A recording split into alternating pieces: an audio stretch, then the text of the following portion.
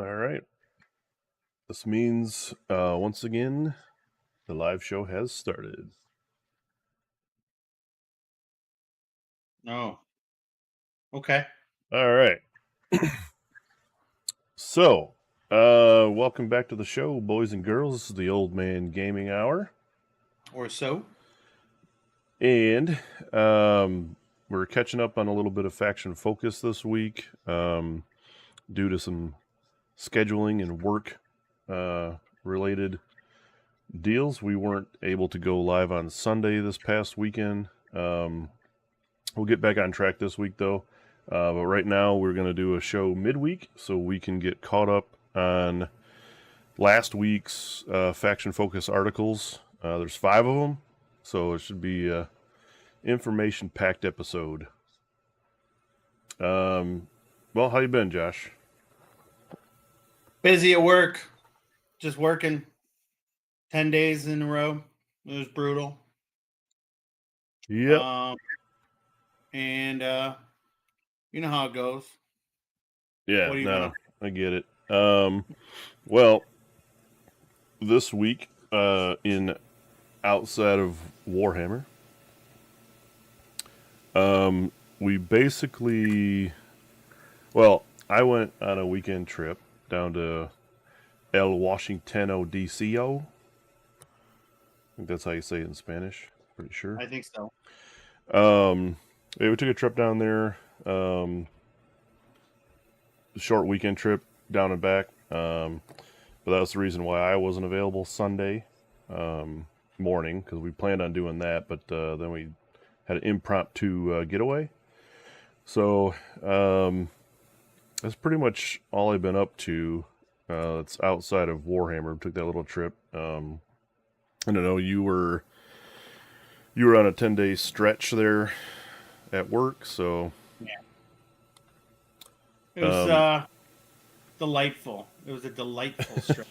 Yeah, there was a few nights I think you were a little chaotically busy up there. Yeah, to say the least. But we're through that. We're back for another show now, and I mean, other than that, I don't think we did much outside of Warhammer stuff this week. I mean, you were obviously stuck up at work.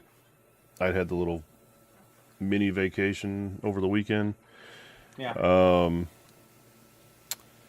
But I guess I did start watching the new Star Wars series that came out yesterday. It's called The Acolyte. Takes place like pre-Empire, when the Jedis held the peace and stuff. So it's an interesting another take on some Star Wars stuff. They debuted the first 2 episodes last night, which were pretty good actually. So see how the show goes. But what's it on? It's on Disney Plus, I believe. Okay. But yeah, it's a decent show so far. It obviously doesn't have any of the characters you're used to, any of the name brand people or whatever. So it's all new characters and storyline and stuff. But I enjoy it so far, so we'll see. Gotcha. But I guess that would wrap up the outside of Warhammer segment, because I don't think we've done anything other than that. I got plans this weekend, but I guess I could talk about them in the next show. Sweet. It's in like 3 days. Yeah. Well, let's get into what's on our work desks this week. You got anything? Yeah. While I was at work all week, I still spent some time in the morning daily. Nah. We dropped them.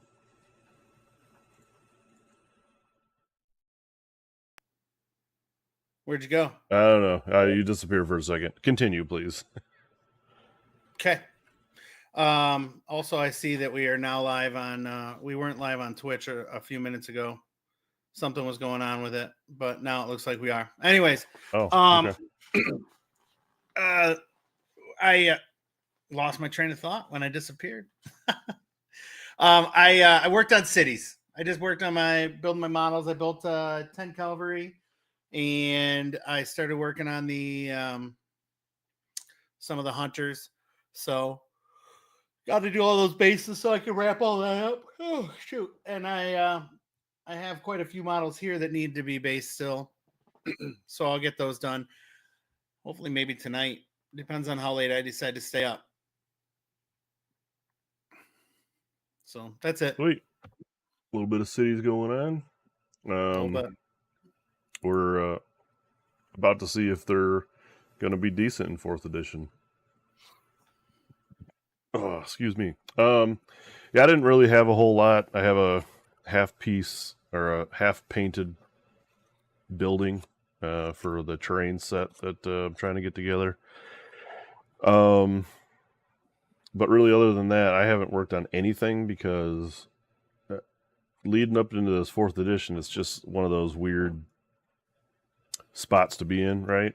Like you don't know what to start building or if you need to get other units or I don't know. It's all kind of like a guessing game at the moment. So even with these faction focus articles, they don't give you all the information that you're trying to look for. They don't give you shit. It's just like a real broad overview of some things and a couple of war scrolls. So it's too hard to make a decision on, oh, I need to start painting this or whatever. I guess I could prime some things, but still, I don't know what list there would be that I would run yet. So, whether it be FEC or whether it be something different like Stormcast or whatever, So, haven't really done a whole lot. I just haven't been into like, there's not a goal set yet, So that's what I'm getting at, anyways. What's up, Logan? Logan in the hizzy. What up, buddy? But anyways, I guess that's it's all for the work desk stuff. So we did have one upcoming event that I wanted to touch on. That's in our local area. Is one more 3rd edition event going on. Looks like June 22nd at the Upkeep Games store in Howell, in Howell, Michigan. They're running a teams AoS tournament. So, sounds terrible. Well, I don't know. I mean, I don't know. Maybe we can talk about teams in a sec, but a lot of people like it, which is fine, I guess. We haven't really dabbled in teams together or done it for AoS, right? You had some experience with team stuff in a different game. Yeah. So, I mean, I don't know. It seems like when I see people playing a teams event, they're having a lot of fun. But regardless, Howell's going to host one. Or Upkeep Games and Howell's going to host one, June 22nd. If you're looking for it on BCP, it's not there because I just tried to look for it. It's on their Facebook page as an event. So I think they're running the sales through the store's website, I believe. Probably a freebie. Yeah. So if you're interested in that, go check out their website and get hooked up with those guys up there. We're not going to play in that one, I don't think. Maybe it's a possibility. I don't know. But I did want to ask you a question about teams while it's on my mind here. So, and this is another part of this upcoming events thing. The tickets for the Michigan GT went on sale this Monday, or Saturday, I mean, the 1st of June, right? We're both locked in for the AoS Championship singles. Can't wait. What I did want to ask you about that I haven't asked you about yet is, do you want to play in that doubles event on Friday? I feel like you should make a sign, and it should be like, this should be like one of those things where you ask me to prom. Will you be my doubles partner? Check yes or no. Yeah. Yeah, I mean, I've been up there on the Friday evenings, right, and walked around and watched the guys play. And there's guys up there that we know that love that thing. It seems like more of a fuck around and have fun day Yeah. than it is like a serious and be super competitive day. It seems like people kind of dress up and they have these weird I know one of the things in the previous years was if you bring like a cookie or a snack for your opponents, you get bonus points or something like that, right? Like if you brought baked goods, or it was some kind of themed thing like that. So I don't know if that's an every year thing or it was just like, hey, this is what we're doing this time. Here, have a cookie. Yeah. I don't know. It seems all right. But when I was walking around, it's like guys are just kind of giggling around and having fun, which seems kind of neat. So I don't know how you feel about it, but I wanted to ask you to see if you're going to be. I don't even know if you're going to be available that Friday or not, or do you know? I mean, I think I think I put in for it to be off. I'm not sure about my September schedule yet, but I would assume that I'm going to have it off. Okay. If you want to do that, I don't care. Well, You got to buy and paint all the models. oh, how about you just play something that's already painted? Do you have anything like that? I don't have any models painted right Shit. Oh man. Well, I mean, I guess that's something we can talk about because I only have one army painted anyway, so we'll see. Yeah, I mean, it's not unreasonable. I'm not sure what. I guess I could play like vampires with your playing the FEC. I don't know. I don't have any other dead armies painted right now. That's what I'm thinking about. So, or we could just completely go off theme and I could play anything. So, Well, yeah, and I mean that would be a thing we'd have to try to decide on. It. Now, I don't know if we could make an educated guess on what we would play until we have 4th edition out. right. Like there might be synergies that work well together with a couple of armies, but do we know what those are exactly yet? No. So, anyways, just a food for thought thing. That maybe we could play that, especially if Does that usually fill up? I don't know if it fills up. The ticket cost for that I believe was $80. Yeah. I don't know if that's $80 per team or per player. Per I would say maybe it's per team. But I'd have to look more into it. I know that they're selling the tickets for that right now, but I couldn't tell you. I don't know enough about that event to know if like we need to get on that real fast and book it, or we can wait around and get a ticket later. Wait till there's like maybe 10 left. Yeah, okay, Nick. All right, that's a shout out. That's a dig. This is a real zinger.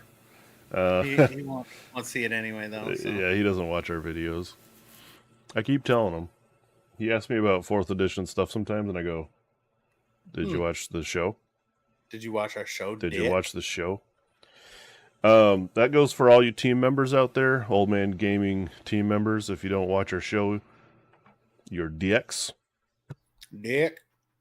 So, I mean, we got Logan in the chat. He don't give two rats' asses about Old Man Gaming. He still watches the show. I mean, the man's dedicated. Yeah, I mean, that would be the definition of a loyal good friend and teammate. Logan in the chat. Other than that, whatever. Yeah. If you don't want to be with the coolest show on YouTube, I mean, maybe you're just not that cool yourself. Well, 100%. Yeah, 100%. That's what I would say. Good old times here. Well, why don't we get into going over some of these articles? I think that'll be the next step. Yep, main topic time. Just jotting down the time real quick, and let's switch the scenes. Okay, so the first one, that came out last Monday is the Cities of Sigmar faction focus. So Yep. we're going to get into that Oh one. no! Yep. If you look right before that, the Chaos Chica is out for pre-order, and I'll be picking that up as soon as Logan has it at the shop. So let me know, Logan. I seen the Season of War battle report that they did because they got an early release of her. Spoilers: you don't get to see her on the table. She dies too quick, or what? First turn, bam, gone, dead. Perfect. I love that. Yeah, it was one of those. It was just one of those weird things where he played a KO dude, and the guy just targeted it right away, whatever. But because you can't get lookout, sir, when you're a monster. So I don't think she's a monster, but maybe I'm wrong. Doesn't matter. Onwards. Yeah. Go to shitty. Yes. I mean, city. Well, we'll see how shitty the cities are. Ooh, I did that without even stumbling. Bringers of the Dawn. I guess you could call them Dawn Bringers. Yeah. Okay. But cool art, at least, right? They got that going for them. They do have an awesome centerpiece model that came out recently, a few months back, I think. That is sweet as shit, so hopefully that's cool. Televandra, I believe. I think they show us. Yeah, I think it's in here, actually. What do we have, though, for battle traits? Let's look at these. So, the battle traits for Cities of Sigmar read as follows. So you get a movement phase ability called Advance in Formation. You're going to do this by picking a Cities of Sigmar hero that is not used in Officar's order. So these are basically the old order cards that you were able to keep in secret. Put on your bros, yeah. So if you haven't used an Officar order, use this ability and then pick a Cities of Sigmar unit wholly within 12 of that hero that is not in combat to be the target. So it's just some bro standing by a hero. If the target is a human, you pick that. You can pick an additional Cities of Sigmar unit wholly within 12 of the hero and not in combat. So humans benefit from this movement ability better than the rest of them. You can pick 2 of them. The effect is each target can move 3 inches. Each target cannot move into combat during any part of the move. So it's a it's a movement. It's a movement phase move that lets you move 3 extra inches. Yeah. Okay. Yeah, I don't know. I mean, maybe, unless you're trying to. I guess it could be in addition to like a help out a redeploy. Maybe. You can do this in any point in the movement phase, right? So, can you move a unit away from something that's going to charge it, put it next to a hero, and then move it 3 more inches? I wouldn't see why not. It doesn't say you can't, right? So maybe it's a way to just maneuver so you don't get caught in a pickle with your hero units, or you put them, maybe you line up a screen better or something with them or whatnot. But yeah, I guess that's fine, right? It's an ability. You can do it twice. Yeah. Human. We got a shooting phase ability called Suppressing Fire. Again, you're going to pick a hero that hasn't used an order already, and then you use that by picking a friendly cities unit wholly within 12 of that hero. So I think that's the theme, right? All of these are the same. You take a hero, and then you pick a unit within 12. Yeah.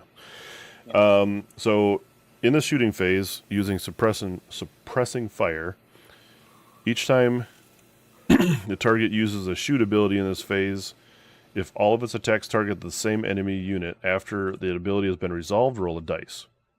If the result is equal or less than the number of models in that enemy unit, that were slain by the shooting attacks in this phase, the enemy has strike last for the rest of the turn.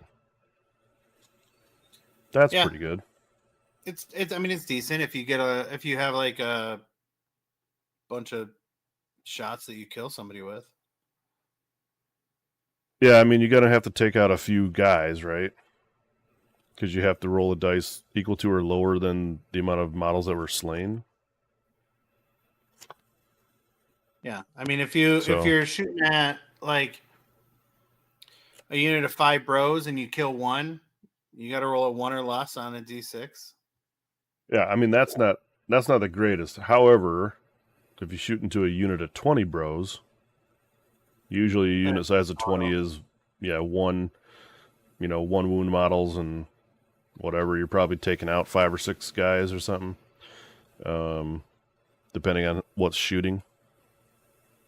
So it could be all right. A given strike last is always pretty good. It's going to depend on how good the shooting is. Yeah. All right. The charge phase order. Same deal. Pick a hero, then pick a unit wholly within 12. The effect is add 1 to the attacks characteristic if the target's melee weapons for the rest of the turn. So your +1 attacks on the charge, right? Yeah, that's solid. In addition, if the target is an elf unit, add 1 to hit rolls for the target attacks while for the rest of the turn also. So elves charge in, they get +1 attacks and +1 to hit. And I think the elves are already, base hit on a 3. Most so you're going to be hitting on 2s, I think, is what the base stat was on an elf unit, like in that generic thing that they had posted before. So, I mean, you're going to get a lot of attacks, and you're going to hit a lot. Well, again, you got to see the units to determine if this is going to be decent to do. Right. But extra attacks and +1 to hit is pretty freaking awesome, I think. Normally. It's above average. Yeah. But I mean, even so, +1 attack is still ridiculous. When we look at I think they show us the cavalry. I mean, when the cavalry charges, it's going to get a ton of attacks. If you had like a unit of... Does elves have? Oh, well, it doesn't matter because you're going to get +1 attack to everything. Yeah. Sure, yeah. I mean, a +1, well... Yeah. Because it's going to count as for the mounts too. It's not all out attack, right? So, it's not a command that like your companion, the companion weapons wouldn't get a bonus yeah, it doesn't for. seem like it. So just be +1 attacks to the target's melee weapons. But I mean, I think we'll get down to it in a minute. But I think cavalry has 3 attacks, and so then you're going to tack on. Well, it's an 5 additional attack per guy. Yeah, it's 5. Or if you have 10 cavalry in a unit, then all of a sudden it's 10 extra attacks. I mean, you're going to do some damage with that. Yeah, extra attacks is phenomenal. Yeah. All right, and then the last one you're going to get is a combat phase ability. Again, pick a hero, pick a unit within 12. The effect is the target has strike last and a 5 up ward the rest of the turn. In addition, if the target is Dwarden, subtract 1 from hit rolls for combat attacks that target the unit for the rest of the turn. So, I mean, clearly you would use this against or on a unit of dwarves and make them like a shield wall. Because you're going to have strike last, but the benefit is your 5 up ward and -1 to hit against them. Yeah, and I think the biggest key, I mean, yeah, that's awesome. But the biggest key is it doesn't have to be a dwarf character that does it. Right. So you don't have to synergize. Like, you don't have to bring, all right, well, I'm bringing dwarves, so I got to bring dwarf characters. All right, I'm bringing elves, so I got to bring elf characters. Any character can give those orders. And if it happens to be that kind of that race of people, then all of a sudden they're just then you just get whatever the bonus is. But all these things are pretty good in their own right.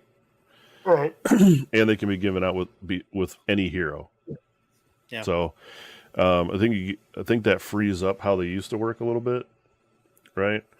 The orders being a little bit more versatile, like Logan said, it's pretty good. I think that's a quality of life improvement for cities. Yeah, I think so too. There's still like racist, but maybe slightly less racist. Yeah, they're not completely racist. They're like semi woke. Yeah, Is I that mean, what? so cities is becoming woke. Oh yeah, Yeah, they're starting to wake up. They're no more, back of the bus type dudes.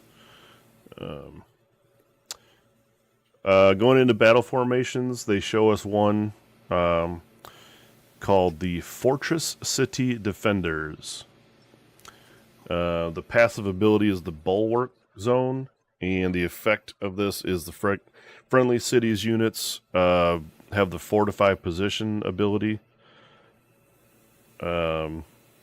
that have that ability get to start the first round. Oh in yeah, a fortified yeah. position. You get to, if they have the ability, you get to start with that ability active in the first round. In addition, in the first battle round, subtract 1 from wound rolls that attack targets that have the friendly or that are wholly within the friendly territory. So that's everybody. Everybody, yeah. As soon as you start, as Minus long as you one. don't take first turn and move out of your zone or something, you're going to be -1 to be wounded. That's hot. Yeah. So I guess that protects them a little bit. Now, is this the best sub faction or battle formation? Who knows? But you'll keep some more models on the table round 1. Yeah. I guess, right? At least that would be the theory there. Yeah, I like that a lot. All right, Arcana and Inclinations. So they show one of the spells from the lore of Collegiate Arcane. So it casts on S7. It's called the Speed of the Twin-Tailed Comet. Again, cast on a 7. You pick a wizard to cast a spell, and a unit that's wholly, or a friendly unit that's wholly within 12 of the target. Make a casting roll. The effect is until the start of the next turn. Add 1 to the number of dice rolled when making charge rolls to a maximum of 3. Pretty good. Yeah, I mean, I'd say. Now, 7 up, 3d6 charge. I'm a fan. Yeah, I mean, you're already, and that's just like, who knows? I mean, maybe you're standing next to a place of power to give you +1 casting or something, and maybe there's wizards within cities that are already pretty good casters. I don't know. But anyhow, it's probably pretty easy to get a 7, right? At least that's average. Yep. So, and already you can tell, like, maybe you cast this on a unit of elves. Because elves get all them bonuses when you charge them if you use the order on them. So whatever. I mean, again, we got to see the units, but it could be a synergy thing with that spell. And it doesn't have to be elves; it could just be anybody. But you're going to get a 3d6 charge out of it, so something that you definitely want charging in. Yeah. Now, they make a decent point here in the little thing, but like maybe you use this as a counter charge because you can also cast a spell in your opponent's hero phase, right? With that command. But then you'd have to also so you cast that spell in their hero phase, and you have to charge. Well, yeah, it would take 2. Right, it would take 2 command points. Take 3 command points because I believe charging your opponent's phase takes 2. Oh, was it 2? I think so. Well, I mean, but if that's the disruptive play that makes them not be able to score points or complete their tactic or something, maybe you're just doing that, yeah.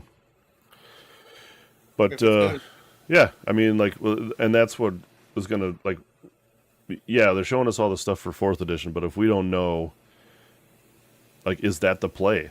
Is that the play everyone's gonna make, or do you have to save your CP because you need to do this at some point? And you don't know that until you start playing games and figuring that kind of stuff out. But yeah, I mean, still cool. I like the spell. 3d6 charges is real hot. Yeah, I just like the spell.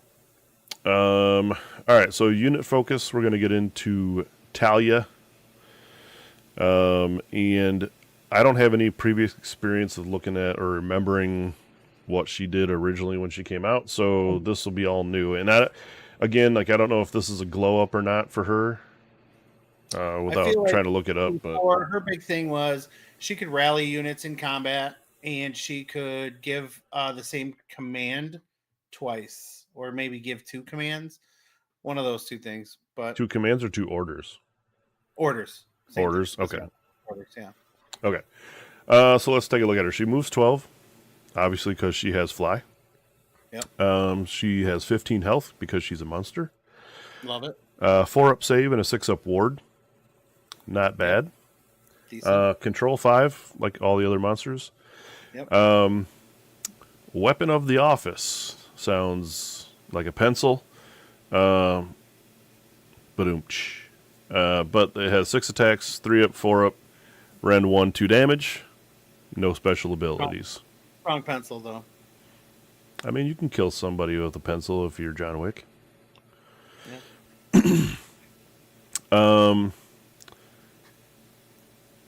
And then we got the Jaws, which is a better hit roll than most monsters have, because I think the base monsters is 4s and 2s. Yeah. So she has 3 attacks on this, 3s and 2s, Ren 2, 3 damage, which is already pretty good. But again, anti-monster +1 Ren. So you're going to be Ren 3, 3 damage against monsters. It's pretty solid. Pretty hot. Yeah, that's a good one. And then the Scorpion Stinger, 2 attacks, 4s and 2s, Ren 3 again, base, D3 +3 damage, also pretty spicy.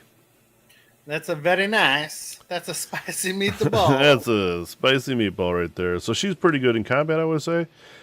She's only going to drop. She's only going to drop 1 of her jaw attacks if she takes 10 wounds or more. So that's also pretty good. Yeah, it's real good. And I think she's like a lead from the front kind of. Well, it says she has an ability called lead from the front. We'll get to that. Wow, it's amazing that she has lead from the front.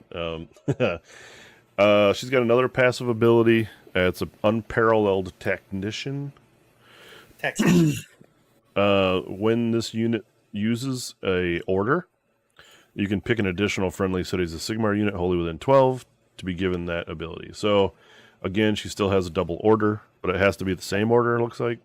Yeah, and I think it was before. So she keeps that. So good on you for that. Now, as you alluded to, lead from the front is a once per battle in any combat phase. So not just, something you do on your turn or whatever. Any combat phase, but only once. You declare if this unit is in combat, you pick up to 3 other friendly Cities of Sigmar units wholly within 12 of this unit. And for each of the targets, you can return a number of slain models to a unit with a combined health characteristic of up to 3. Bam, you just get it. No rolling, no return D3 models or whatever. 3 units within 12, once per battle. Heal up to 3. Yeah. So I mean, I like it. It's like that. It's like that rally command thing that she had before, like you said, but it's just a thing you get once per game. So again, she still has the feel of doing that, and you just get to do it. So those are always pretty cool things. 3 units, which is hot. Oh yeah, but I mean, like, sure, you got to have 3 units wholly within 12 of her. That might be a small problem.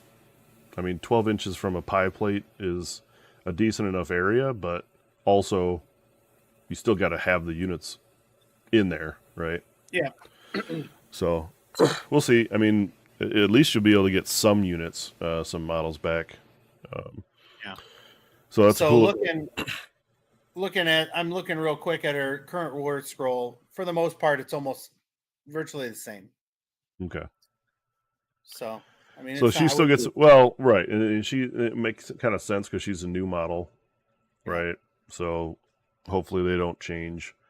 Like, newly released models, like within the last month or two or something, to be like completely different or useless or whatever. Right. So they still got to sell these things, right? The last ability she has is a once per turn army in any combat phase. So The rampage ability. Yep, this is the rampage. So you pick an enemy monster that charged this turn, and that is in combat with this unit. And then you roll a dice on a 3-up. The target has strike last for the rest of the turn. So 3-up strike last. Yeah, I'll take that too. Yeah. Yeah. Especially if she's the anti-monster monster. Seems like it. That's what they're going for with her. Yeah. So good luck. I mean, obviously the goal there would not charge a monster into her. Yeah. Then it negates at least a couple of her things, but you do what you got to do sometimes, you know? Yeah, and I really like that like they took out the factions, so she's not keyworded into Hammer Hall Quisha anymore. So she's going to get whatever abilities you have, you know. Yeah, sure. She can play in any army. Play with your toys no matter what you play with. Well, I think we'll see a lot of that in 4th edition, where there's nothing locked to anything because they're not sub-factions anymore, right? So they'll just remove but I think that was one of the main reasons she wasn't really played a whole lot. Oh, yeah, because she was locked into something before. Yeah, and I don't think that it was very good. Well, that's Talia. Looks to be playable. I'm in for sure. That. Yeah. And it's a beautiful model, right? So it'll be tryable. Anyways, you know, throw it on the table, see how it goes. The next thing we're going to look at here is the Fusilier Major. This is the dude that's perched up on a crow's nest on top of an ogre on top of a shield. Yeah. Whatever, you know what I mean. To me, this model's odd. I mean, some people really like this dude, but kind of a strange setup with that. But whatever. I mean, what are humans gonna do? Yeah, I don't particularly love the model, but I really like the abilities here. So, yeah, let's run through those to see if they're any good. So this unit has a 5-up move, 8 health, which seems pretty high because it's not well, I'm just saying in general because he's not I guess he's a hero. I was gonna say he's not a monster. So the hero, the dude below is, I think, just an ogre, like an ogre mount. But I mean, in essence, you're getting the wounds of a hero plus an ogre. So I gotcha. So 8 health on a 3-up save, pretty good save. Control 2. He's got a ranged weapon. That's got 24-inch range, 3 attacks, 3s and 3s, 1 rend, 2 damage. But you get 2 abilities with this weapon: is crit auto wound, so pretty decent there. Yep. And anti-hero plus 1 rend. So if you're looking at sniping some heroes, maybe this is your dude. 24-inch reach is pretty good. Longest in the game, I believe, at the moment. That they've shown us. Yeah. So clearly, he is a hero targeter, at least with that ranged weapon. The melee weapon. Okay, Logan, I get it. Nobody gives a shit about rats. Okay. I give a shit about rats. Anyhow, the melee weapon is a mace and 4 attacks, 4s and 2s, so hits like a monster. Rend 2, 2 damage. Still pretty decent damage output. Yeah, I mean, it's not bad, but it could be worse, right? It's 2 damage per at least, so it's fine. Bro. It's whatever.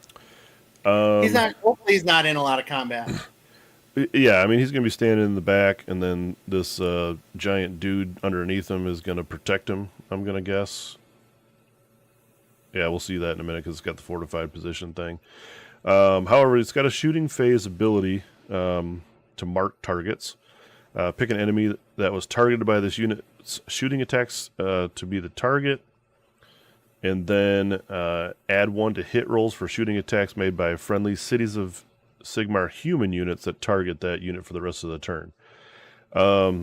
Yeah, so your regular Fusiliers are just going to be like, okay, bro, my hero shot at this dude, so we're automatically +1 to hit.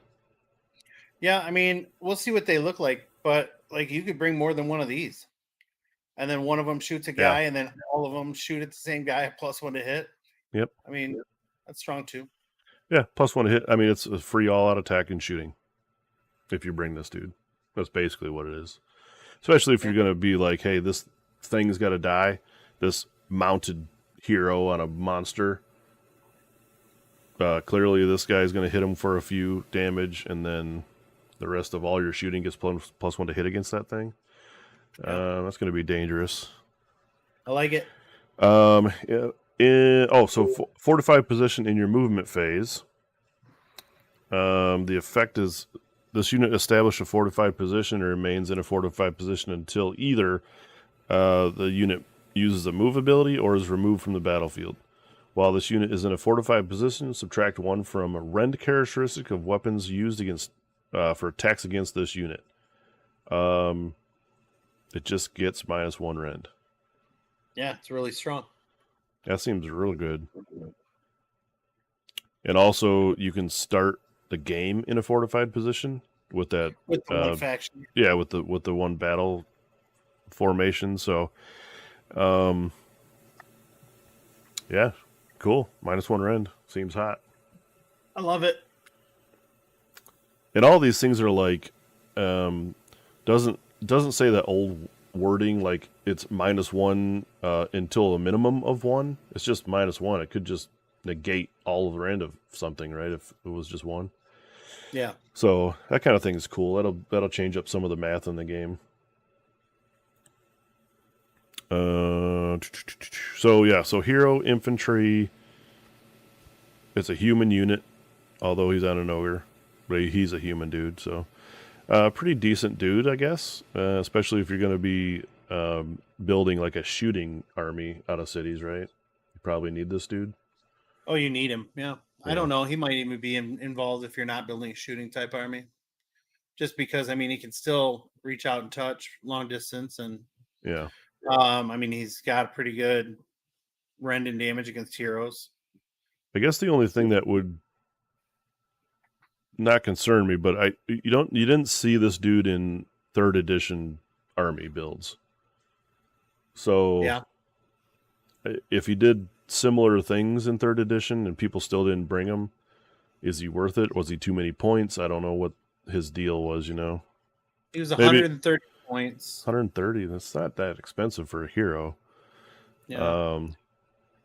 Obviously there was better builds. So I think that there was I just think there was probably better stuff. Yeah. He was just a guy that suffered from he's not as good as the other shit. So pretty much. Maybe he'll get play though. Well, whatever. I don't know. City Bros, you'll have to speak up in the chat, I guess. All right, so on to your fave. Free Guild Cavaliers, baby.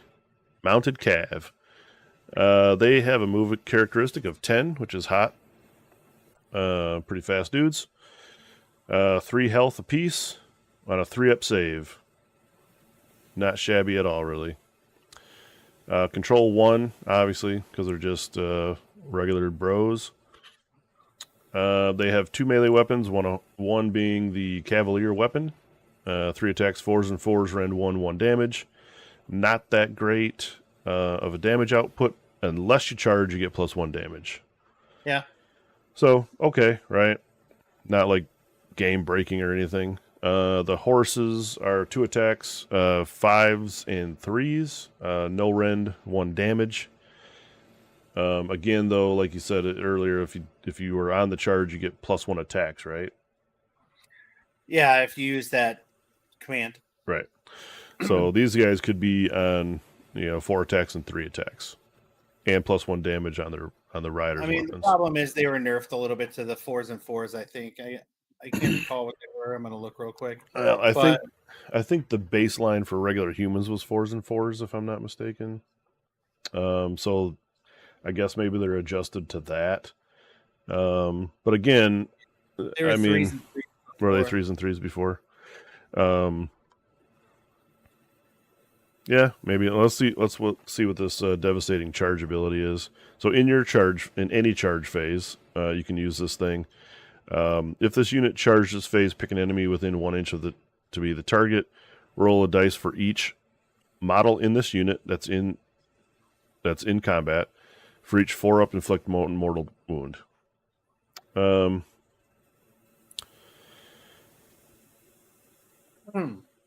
Each model that's in combat. So you don't have to finish. It's like a semi Bladegeist charge. You could theoretically get all the models in your unit within combat range. It doesn't have to be within an inch like some of those other charge things used to be. It's just if it's in combat, you roll a 4-up for it. So you might get. Is that only the units in combat or only the model? If roll a dice for each model in this unit that's in combat. So I mean, you got to get them within 3. Everyone model is within 3, yeah. And you're probably going to be able to do you're that. Getting them all in there. Yeah. I mean, if it's 5, it's easy. If it's 10, probably. Yeah. Well, like especially if the bases aren't, obviously the bases aren't wider than 3 inches on the short end, so you could Tokyo drift them in there in 2 rows, and all your models would be in combat-ish with something. Well, that's true. Theoretically. So I think maneuvering cav models around the board is going to be a little bit different in 4th, just because of the combat range is bigger. There's no weapon ranges anymore to how you had to puppy paw those dudes in sometimes or whatever. Now it's just going to be easier to get everything in. So yeah, maybe they'll be more effective. Oh, we'll see. I don't know though. 4s and 4s, man. I mean, that's so if you're getting the extra bonus attack from charging, you're getting 4 swings. Yep. So that's 40 attacks. You're going to hit with half, so 20. You're going to wound with half, so that's 10. You're going to do 2 damage each, so that's 20. 20 damage at round 1. And then you're going to do, if you have 10 bros, you're going to have 5 mortals. So 25 damage isn't bad, I guess. It depends on what their save is, but you would think that well, right. But if I guess. I mean, if you're putting something into let's just use Stormcast as an example because they're base 3-up save, right? Yeah. So if you're into Stormcast with -1 rend, Stormcast is going to be on a 4-up, so it's half the saves. So if you're putting 25 into Stormcast, well, no, it'd be 20 because the 5 is mortals. So. Okay, well, right. So you're going to put 10 damage into them on average, plus the 5 mortals. Yeah. So they're taking 15. 15. I mean that wipes a unit of 5 bros. If you're. I mean, yeah, but that's a unit of 10 versus a unit of 5, so it's a reinforced unit versus, so if it was a unit of 5 bros, I mean, you're doing half as much damage. So you're doing 13 damage against 2 wounds each. I mean, you're still killing 6 guys. Yeah, I mean, it's still going to cripple whatever unit you put it into, I would guess. Yeah. Yeah, I guess so. I guess I just think of 4 and 4 is not good, but I guess with the number of attacks, I don't know. It used to be 3s and 3s with 3 attacks, so they're nerfed a little bit, but you're going to get more guys in. Previously, it was 1 inch. Yeah. Now it's everybody. So right. So I think all in all, they're probably average cav dudes, right? Nothing super fantastic. They do have a standard bearer, which I can't remember what standard. Does standard bearer give you +1 to charge rolls? Maybe. No, I thought that musician would give +1 to run and charge. Maybe. I don't know. I can't remember what the standard does. Maybe it's +1 control. Hard telling. Did they tell us what the standard does? I thought they alluded to that somewhere, or maybe it was a leak. Maybe it was a leak that somebody found somewhere. Oh, Yeah, Logan says control. Standard bears give plus to control. Oh, maybe that's it. Maybe if they have a standard bear, it's a plus value to the control's overall control score. That sounds right. Yeah, I think that's right. So either way, it doesn't matter, I guess, for that. But they do have a champion, so they can issue commands to themselves. But again, standard bros as far as Cavalier Cav goes, Cav units, I think. A little bit of impact hits, a little bit of extra damage on the charge, which Cav should get, but not overwhelmingly like, holy shit, we need to take these in an army. At least right now, because maybe there's some synergy with a hero. yeah, or there that they could be might some get. synergy with like an army build or something. Yeah, right. Another battle formation that might give them something else. Next on the list is the Free Guild Steel Helms. So these are your normal little foot bros. Your screen, I guess. 5-inch move, 1 health, 1 control, 4-up save. Yeah. Just regular old human boy weapons, 2 attacks, 4s and 4s, no rend, 1 damage. This unit's standard bearer and musician are the same model. A little interesting that they're built into one dude. Yeah, it's just the way it built the kit. Yeah. I don't know. I mean, it's kind of neat. That way you don't have to have like one of one and one of the other dudes. But also, don't pull that dude. Yeah. Right? That dude has to be on the field, right? If he's both. But they get a once per turn movement phase ability called Consecrate the Land. If this unit is contesting an objective you control and it is not contested by enemy models, roll a dice. On a 3-up, the objective is considered by you to be consecrated, and while each model of a friendly Cities of Sigmar human unit is contesting this objective, that unit has a 5-up ward. If your opponent gains control of the consecrated objective, it is no longer consecrated. So, while you have these dudes on an objective you control, on a 3-up, you're getting a 5-up ward. I think that's pretty good. Yeah, these guys will need it. I mean, they're only at a 4-up save with 1 health each, so if you're looking to hold some ground with these dudes, then you got to be having this unit touching an objective, I guess, right? It's okay. I mean, pretty good. I so far I like them more than I like the cavalry. I mean, these guys are going to be, and I guess with the smaller objectives, maybe you put like a 10 block or a 20 block of these dudes on an objective and just circle it, so it's harder for the enemy to get on there and take it over from you. Then you're going to get, a 3-up. On a 3-up roll, you get a 5-up ward. Yeah, sure. Why not? I'm in for it. Yeah, they're all right. They're just standard bros. But the whole 5-up ward thing is probably going to be pretty important for them to have. Oh, I definitely think so. And that will conclude the Cities of Sigmar portion of the show.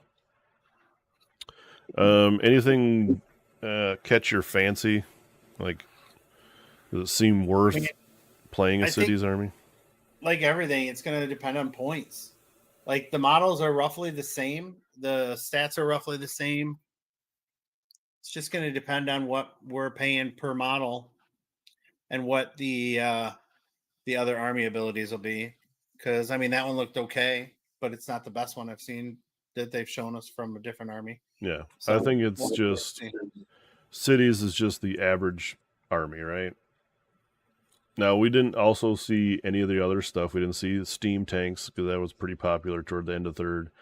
We didn't see the Fusiliers and what their shooting is like. No elves. Yeah, no elves, no dwarves. So it's hard to really tell how they're going to be. or if they're have viable competitive play.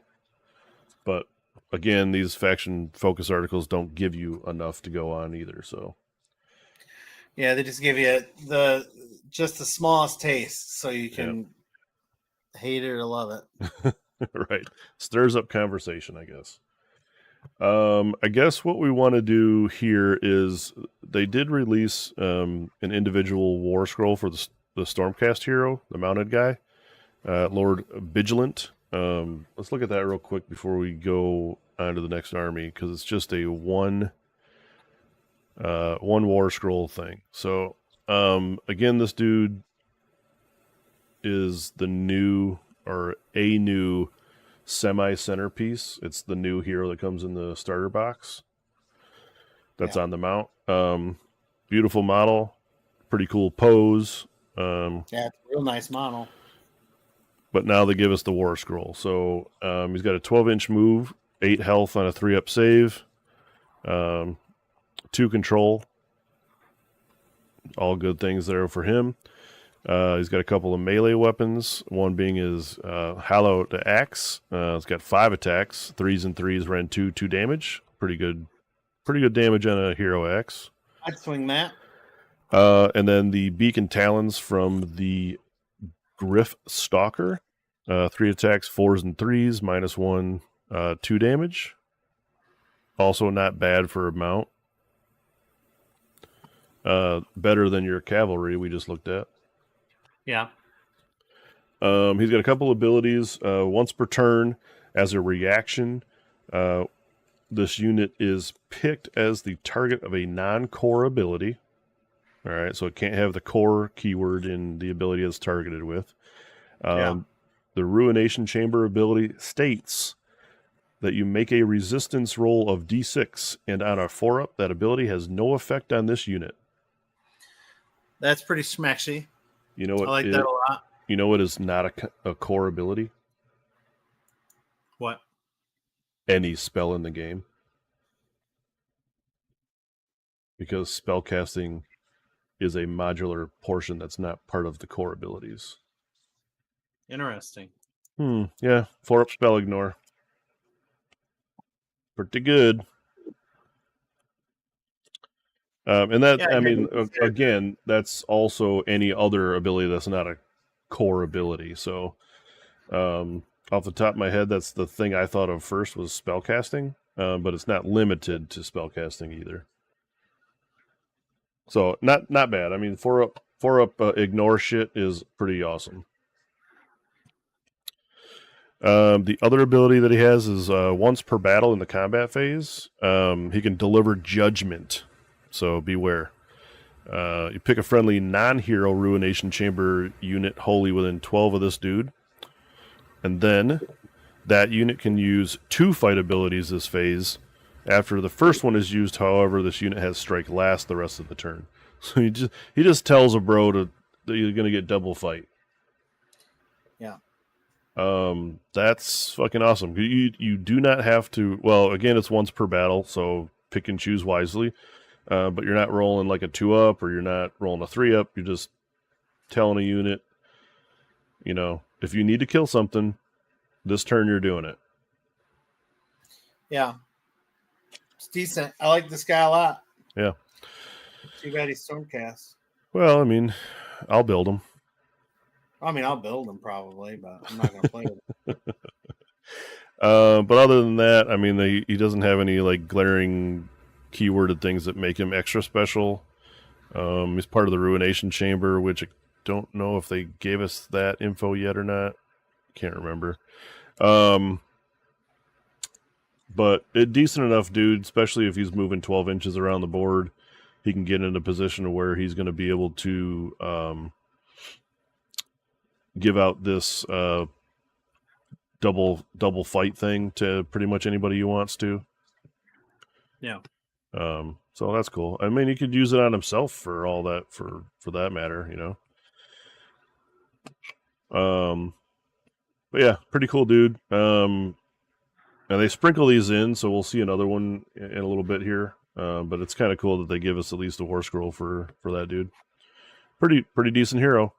I mean, again, depending on points and stuff, but I like that, dude. Yeah. On to the KOs. All right, on to the KO. I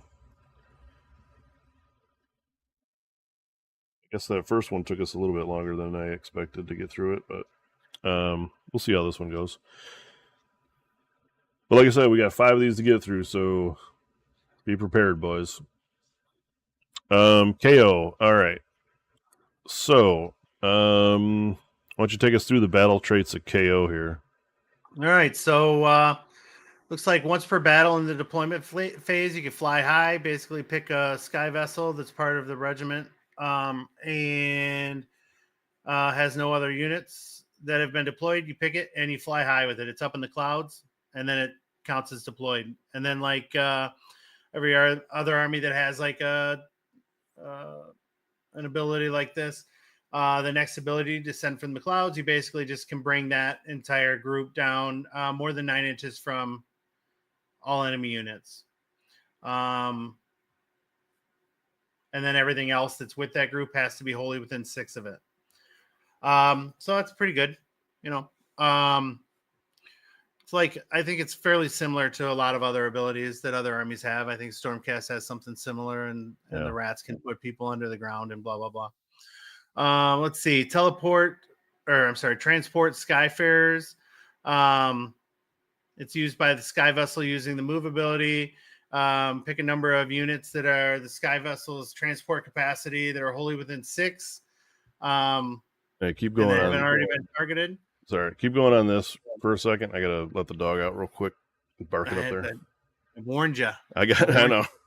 Go ahead. I'll be back in a second. So we're gonna remove the target from the battlefield after the sky vessel ends its move.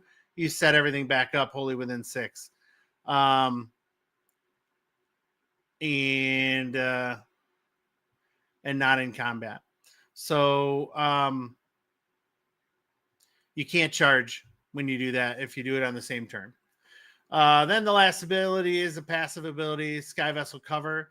You're -1 to hit from any shooting attacks that target Quadrant Overlord infantry units while they're wholly within 6 of a friendly ironclad or frigate. It's kind of interesting.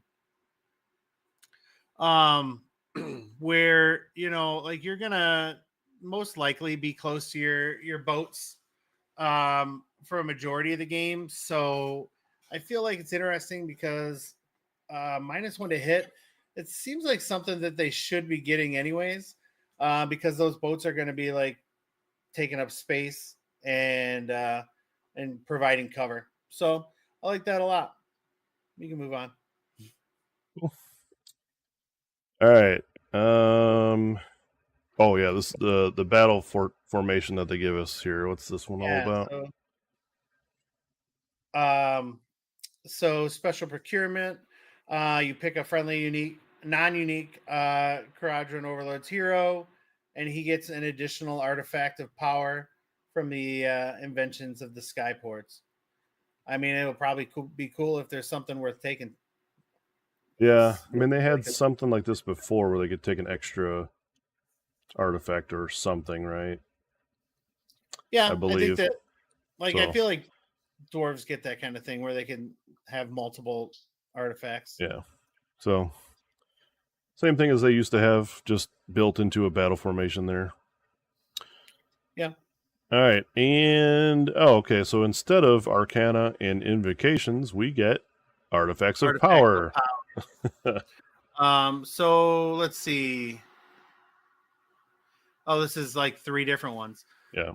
Once per battle, any shooting or combat phase, you can use Blazebeard and Sons Drac Hobbler. Yeah, see, I see now. Now I see why you made me read this. Drac Hobbler Magbolas. There you go. Pick an enemy monster within 12 inches, and until the start of your next turn, subtract 1 from the number of dice rolled when it charges. That's freaking good. -1 to charge, or -1 D6 to charges is like one of the big new abilities that they put out in this edition so far. And I feel like I've seen a lot of units with it. Maybe they're upcoming units. I can't remember if we've talked about any. But there's multiples of this. Yeah. It's not just like a single army gets to like negate your charge. Like there's this kind of shit in the game now where it's wild to me that you can be like, basically you're having the ability to charge. It's ridiculous. You know what I mean? Like when you think about that in your brain and you go, I only get to roll 1 dice to charge, and I got to make a 3-inch charge. Yeah. Fuck. I mean, you land 9 inches away from somebody, and you're like, all right, I'm going to set up this charge, and they're like, not so fast, sweetheart. No, you don't. For battle in any shooting or combat phase, that unit is not going to be able to make that 9-inch charge. I mean, that's freaking heinous. Yeah. That's going to decide games. Yeah. Celestial Burst Grenade. Once per battle in your shooting phase, pick an enemy unit wholly within or just within 12. And ward saves. No ward saves for the rest of the turn. Just turn it off. Just that unit right there has got to die. No ward saves. Everything shoot it now. Yeah. Seems strong. Also strong, yeah. Yeah. And then the last one is the Voidstone Orb. Once per battle, as a reaction to opponent declaring a spell ability for a wizard within 30, you get it's an auto. It's a spell scroll. Okay. So out of these artifacts of power, do you think there's a couple that you might want to take? Yes, please. Yeah, the decision is which one do you leave behind, right? Right. So you're able to take one of these, and then you're able to take a second one with this battle formation. I think this might be the most popular battle formation. I mean, obviously, but who knows? Yeah, but just based off of these things alone is like... Yeah, I mean, they're really good, but they're also once per game. Still. I mean, there's no more Blizzard in the game. So if like somebody had to do their once per game thing to do with a spell that had to happen, no, it don't. Yeah, but I mean, we'll see if there is a thing that is once like you have to get a spell off or something. Well, right. I'm just saying like there's a situation in games where it's like, okay, and I need to kill something with a spell, or I need to cast out my manifestation because of whatever reason, probably, you know. I don't know. All of them seem pretty powerful in their own right, though, right? Yeah, I just think I almost think it's crazy, but I think I mean, without knowing how powerful spells are, I think the Voidstone Orb might be the least powerful. But I mean, if there's something similar to Blizzard, then all of a sudden that obviously goes to the top. Well, I mean, and just eliminating ward saves against a shooting army is so good. Yeah, but if somebody doesn't have wards to begin with. Well, right, obviously, yeah. I mean, then it'll be completely useless. And then the other one where you basically are like, I want to shoot you and not get charged, so I'll make you charge only D6 instead of 2D6. That's the hottest one.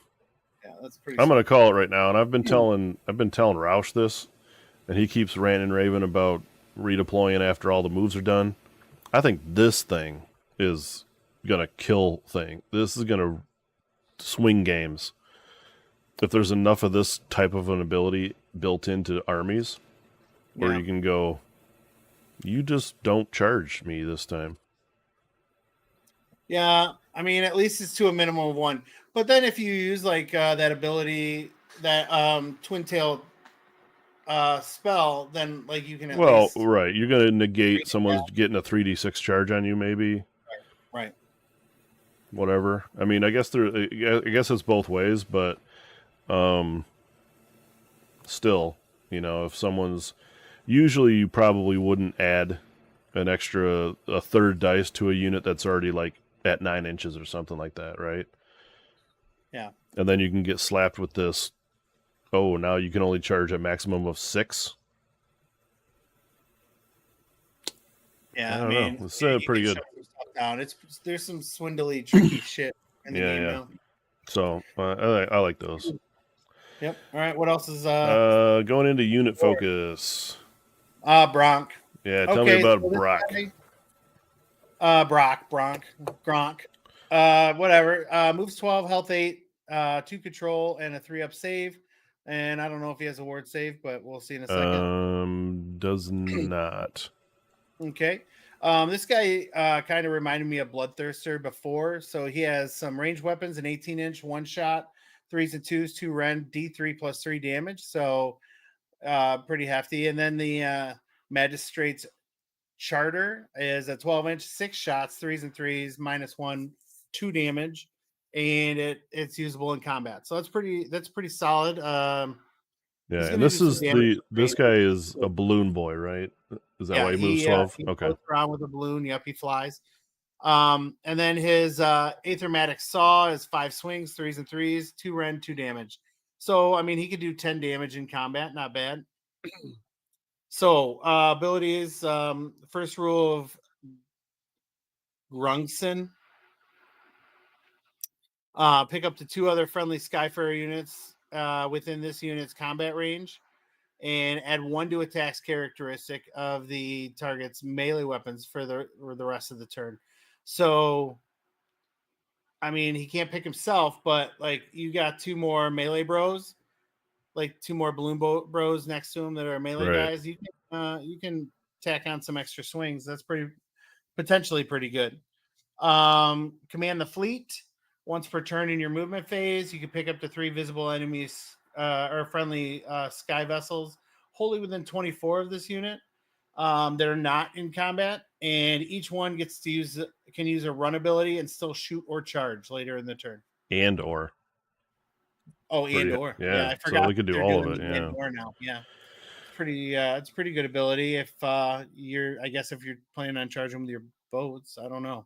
And then mustache mounted Aether Blasters. Declare an enemy unit in combat with this unit to be the target, and then roll a D3. On a 2-up, you inflict the amount of mortal damage equal to the roll. So 2 or 3 mortals. Yeah, I mean, and that's at end of turn, so that's just happening, right? Yep, it's happening every turn, end of turn.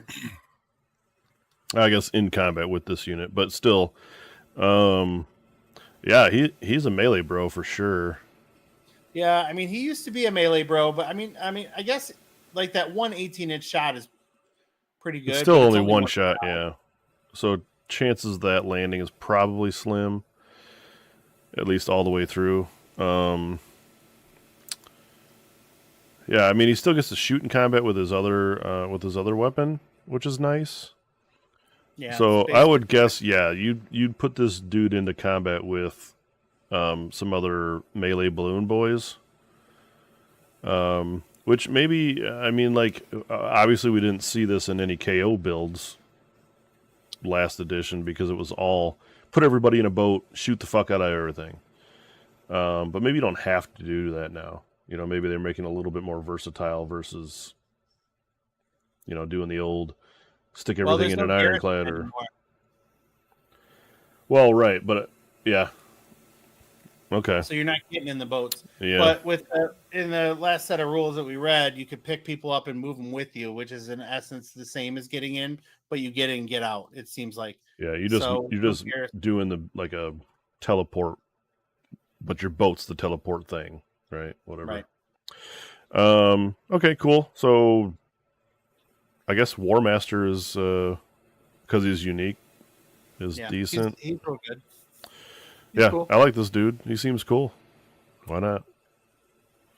8 health, yeah. He's gonna be fine. Yeah. What else we got? Now we get the frigate. All right. So the frigate is a 12-inch move, 15 wounds, control like a monster, and then 3-up save, which is expected. No ward save though. So it has Aether Shot carbines, 12 inches, 4 attacks, 3s and 3s, -1 and 2 that shoots in combat, which is, I guess, necessary. Otherwise, if you're in combat, you're just going to get crushed as a boat. Yeah, they need that. Either one of the heavy sky cannon or the heavy sky hook. Both of them are pretty similar. One of them is a D6 anti-monsters at rend 1. The other one just does D3 plus 1 damage. So I guess, you know, I really think that you're taking the Skyhook. I mean, they're both 24 inches, 2 shots, 4s and 4. Oh, well, maybe not, because the Sky Cannon wounds on 2s and the Skyhook wounds on 3s. That's really the only difference. Yeah, so, but I mean, the damage on the Sky Cannon versus the damage potential on the Sky Hook. I don't know. I mean, getting Ren 3 versus Monster at D6 damage per. Still, it's only 2 shots. I guess Monster is great. So you're going to get 3.5 damage versus the Sky Cannon, you're going to do 3 damage. And so, I mean, against infantry, it's the same, except for you get that extra wound roll. And with the Sky Hook, you're going to wound a little bit less, but you have potential to smack a giant, or like a giant. Yeah. And then it has boarding weapons, which suck. So it's just basically whatever flavor you want, I suppose. Yeah. Well, I guess like it might depend on if the meta is geared toward armies always having a monster because it's a centerpiece thing, and those are typically monsters. Maybe you just have to have that just for that reason. I don't know. Yeah, I mean the potential is there for that. We don't know. Then the abilities. So the assault boat in your charge phase, you declare. Oh, this unit cannot use a run ability or retreat ability that turn. Pick a number of units up to its transport capacity that are wholly within 6, and it's hard for me to read here. And that have not charged this turn to be the targets, and then make a charge roll of 2d6. So you remove the targets from the battlefield, then this unit can move a distance of the value of the charge roll and may end its move within a half-inch of a visible enemy. Then you set up the targets wholly within this unit's combat range. The targets can be set up in combat and have strike first for the rest of the turn. So basically, you have a bunch of bros sitting around your boat. You pick up everything, you move it in, and you drop your bros right there, and now everything's charging. And your bros are striking first. That's pretty solid. Passive ability. This unit can transport up to 2 friendly KO infantry units with a combined model total up to 12. That's different, right? Yeah, I feel like 2 infantry units with a combined model. Well, I guess it would be like a unit of 10 bros and a hero that has infantry keyword. Yeah. Or you could carry 2 units of balloons of up to 12. Yeah, 6 and 6 will make 2 reinforced units of balloon boys. Right. I mean, that's probably what they're thinking. And then the passive ability, the Aether Shot carbines will go down to 2 shots from 4 if it's damaged. Okay. And then in your movement phase, the medium bomber racks, pick an enemy unit that does not have fly that's been passed across. You roll 6 dice, and on a 4-up, you inflict 1 mortal damage. So in theory, you're going to do 3 damage if you fly over somebody. Okay. I mean, you can fly up, tag it, fly back, land, shoot their face. I mean, you're going to get to do a couple extra mortals. But I still think this isn't overall like devastating to have this thing attack you. It doesn't get that many shots, right? Its shots do a lot of wounds, but I mean, you still got to hit. Right. That's what I'm saying. Like they're not on 2s and 2s, and you're only getting a total of 6 shooting shots, no matter what weapon you pick. So, yeah, I mean, it's not like this ship is going to shoot you off the board. Right, but it's only the medium, right? So it's the medium-sized ship, but what the Ironclad does, but yeah, still this is okay. I mean, this doesn't knock my socks off, I don't think, but I like the charge ability, but again, it seems like maybe they're wanting to get into more melee style pirates. Yeah, but you also like, as a KO player, do you want to charge your ship into shit? Not normally, right? I mean, I guess maybe, well, the problem is not so much that you charged it in. The problem is where you charge it in at and what the slapback penalty is going to be. Like if you took 2 units of 6 balloon boys that were melee centric, and charge those dudes in and drop them off. Then they got strike first. You're Hopefully attacking they, with everything. yeah, hopefully they clear out whatever is there. But also, your boat's is in a vulnerable position to be surrounded by something else from the enemy because you just charged it right up in there. So we'll see. I mean, who knows? Maybe that's the play. I mean, maybe that's how they're going to be now. But yeah, I mean, it's hard to tell so far. Because they're not going to show us anything super awesome, I don't think, in this article either. So, like, as far as the units that you might want to take. So here's some Loom Boys, though. Yeah, so here's the Sky Wardens. So they have also a 12-inch move, 2 health, 4 save, and control 1. Each model in this unit is armed with a pistol and a sky pike. 1 and 3 can have a volley gun and a gun butt. 1 and 3 can have a Sky Warden heavy weapon, grapnel launcher, sky hook, or drill launcher, and a gun butt. And the champion cannot replace their weapons. So in the past, it was like you used to give the champ the special weapons, so they got the bonus. No more. So all right, so let's take a look at this. So the traditional setup will be the vulcanizer pistol and a sky pike. So it'd be 10 inches, 3 attacks, 3 up, 1 range, 1 rend, 1 damage, and then that can shoot in combat. That's okay. Yeah. And with the sky pike, it's 2 attacks, 3 up, 1 rend, and 2 damage with a crit being mortals. So that's your melee, bro. And I think it's okay.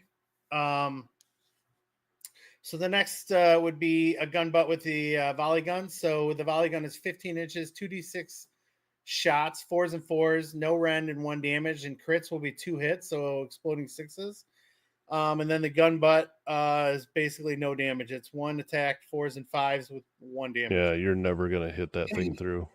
Yeah. And then the other item would be the heavy weapon, which it names a bunch of weapons, but it seems like they're going to just be counted the same in this edition. Right. One attack, 4s and 3s, 1 rend, D3 damage, and anti-monster rend 1. So 2 rend against monsters to do D3 on 1 shot.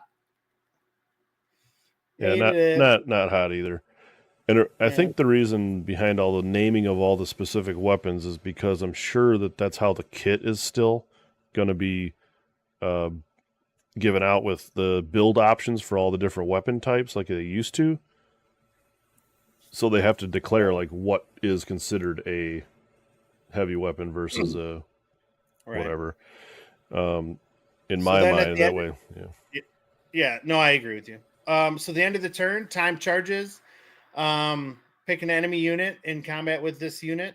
Roll D3, and on a 2-up, you inflict an amount of mortal damage equal to the roll, and this unit can immediately use the retreat ability as if it were your movement phase without any mortal wounds being inflicted on it. So that's kind of interesting. End of the turn, any turn. So you're in combat with your opponent. You did some damage. You struck first because you rolled in with your boat. You're gonna drop some grenades on their faces and then run away without taking damage. Yeah, and that then seems let's say pretty you get good. the double turn, you come in there and you smack them again. It's pretty good. Yeah, I mean, and they move 12, so the retreat's going to be a decent amount if you want it to be. Right. Yeah, and they fly. You could fly. You could fly over the top of some other unit that's in the way, like maybe Arcanaut Company that's lined up behind you, or you can fly over the top of the unit you're in combat with. That too. They could just hop into something else for the next turn. Yeah, it's cool. I like it. I like that a lot, actually. End of turn, just to be able to do shit to your opponent. Yeah, it's kind of fun. Mm-hmm. All right. Is there anything else? Oh yeah, Thunderers. This will be the last one for KO. Thunders. All right, so 4-inch move, 2 health, 3 up, save, and 1 control. And so these guys are also kind of built different. They come naturally with the rifles and the heavy gun butt. Heavy gun butt again is base garbage and won't matter at all. The rifle is an 18-inch shot. 2 attacks, 3 up, 4 up, 1 range, 1 rend, and 1 damage. Okay, I mean it's a pretty good shot if you have 10 bros with that. Yeah. I mean you're getting 20 shots, hitting with some, wounding with some. Then the upgrades. 2 of the models can replace their rifle with a fumigator or a deck sweeper. So the fumigator and the deck sweeper are going to have the same rules now. It looks like, is it 5? It's really blurry on my screen. Yeah, It it's looks 5 like attacks. Yeah. 3s and 4s, 1 rend and 1 damage, and it's anti-infantry, 1 rend. And it can also shoot in combat. So, like, that's pretty good against infantry, I feel like. You're going to see a lot of lower armor saves with infantry, except for maybe the Chaos Bros and Well, still, Stormcast. 2 rend is still good, even if they have... even if they have a 3 up, they're saving on 5s. That's pretty solid. And then 2 out of the 5 bros can replace their rifle with the mortar or the Aether cannon. And that is going to do 18 inches, 2 attacks, 4s and 3s, 1 rend, 3 damage. So a little bit longer range. They're going to be standing back a little bit and just do a little bit more extra damage. Their cool ability is during their shooting phase. If the unit has not made a move ability this turn and was not set up this turn, its range weapons all have shoot in combat for the rest of the turn. Yeah, that's gonna be super good once they're in combat with something or somebody charges them, right, or whatever. So that might just save their life actually, if you can just haul off and shoot everything into combat. Yeah, it's kind of interesting. But I mean, is a pylon a move? Yes. So you can't pile in? Are you sure? Yeah, it's a move ability. Is it a move ability or is it like a combat ability? I wish we had a document that showed some of that stuff. Yeah, I know it's in an article, but I'm not going to go back and find that now. But I want to say that pile-in had the move keyword, but still, I mean, like, if somebody charged you to try to kill you, they're going to encompass your unit as much as they can to get all the attacks that they can get on you, right? True. And also, if you're in combat, do you care if you're going to pile in if you could shoot everything in combat? I would rather shoot everything. That's what I'm saying. Like, as long as you're within the yeah, it doesn't determine, well, you're going to line your bros up in a way that if something charges the front line of your unit, your whole unit's going to be in combat range, right? So essentially you shouldn't be out of combat with models unless they tag you in a weird way to turn off your shooting, maybe? But then if you're in combat, you get to shoot anyway. So I don't know. I mean, these guys are going to shoot you regardless. Right. They're not going to pile in. They're going to just take all their shots. Yeah. Yeah, they're okay. Pile in, no, when you think about it, so that's during your shooting phase. You get to take all your shots as shooting in combat.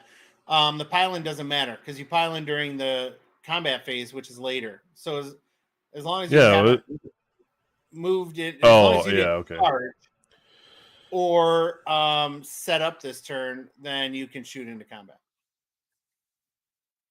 And the reason you'd set up this turn is if that boat helped you charge. Right.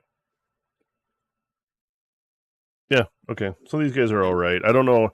It seemed like before they did much more damage in their old, their 3rd edition scroll, but it just seemed like these guys were pretty devastating before to fight against. Yeah, well, they had, like, initially But they had the other weapons that did other things, like the fumigators were just mortals. Yeah, the deck sweepers did something different. Like, all the different things were, and this damage, and this damage, and this damage. Like, it just compounded, I think. Yeah. But they're still a decent shooting unit, these guys. I mean, they have a standard bearer, which is going to give them plus to their control score. I think that's what we said. That's what we have decided. Yeah. We don't actually. No. But yeah, I mean, KO seems okay. again, I don't think what they showed us is anything super devastating. I mean, I do like the fact that the battle formation they get, they can take that extra ability when all those abilities are pretty good. Yeah, but they're a pretty good one turn.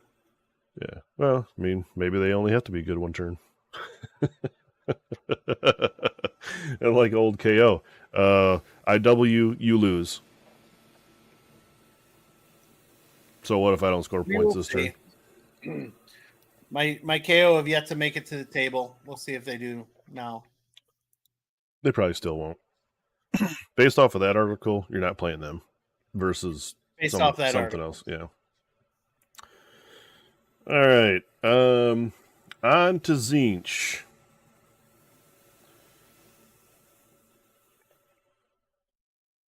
So, an army that you fancied when I first started playing. Yeah, I played a lot of Tzeentch. So let's take a look at what they do now. Okay. The battle traits seem to be a little lengthy, but I think it's just wording. So in the deployment phase, they have an ability called the Masters of Destiny. And this is the way you get your Destiny dice, so they kept that, right? Yep. You rolled 9 dice. Whatever the roll is, you put them off to the side. Those are your 9 Destiny dice. You can choose to replace a dice roll with your Destiny dice when you choose to do so. It lists at the bottom what the Destiny dice can be spent on. So casting rolls, unbinding, banishment, run, charges. That's in your turn. So not countercharged dice. Hit rolls, wound rolls, and save rolls. Now it does say in this little snip above that, if you choose to use your Destiny dice on a 2d6 roll, you have to use 2 of your dice. Yep. So I don't know if that was the same wording as it was before. I think before you could replace one of the dice. Okay. So now it's making you make the decision. Do you want to keep this shitty charge you made, or do you want to use the Destiny dice to replace it with something that's going to guarantee you the charge? Or something like that, right? Or a casting roll or whatever, right? No longer do you just take one dice and go, oh shit, I rolled a 1 and a 6. I'm going to take the 1 out, replace it with a 4, and now I cast it on a 10. Yep. You're going to have to take both dice away and then use 2 Destiny dice. So still fine, I guess. It's still cheater dice, so whatever. Once per turn for the army in your shooting phase, you can use the Conflagration of Tzeentch. In this one, you pick an enemy unit that had any damage points allocated to it this turn by Weird Flame spell abilities or shooting attacks with the weapons that have a Weird Flame weapon ability to be the target. The effect is the target has the burning keyword. Pretty thematic, I think, for Tzeentch, right? The whole burn you stuff. Light them on fire. I'm sure we'll see what the burning keyword does. So, right now. Yep, once per turn for your army. At the end of your turn, you work out whatever this burning weird flame is, right?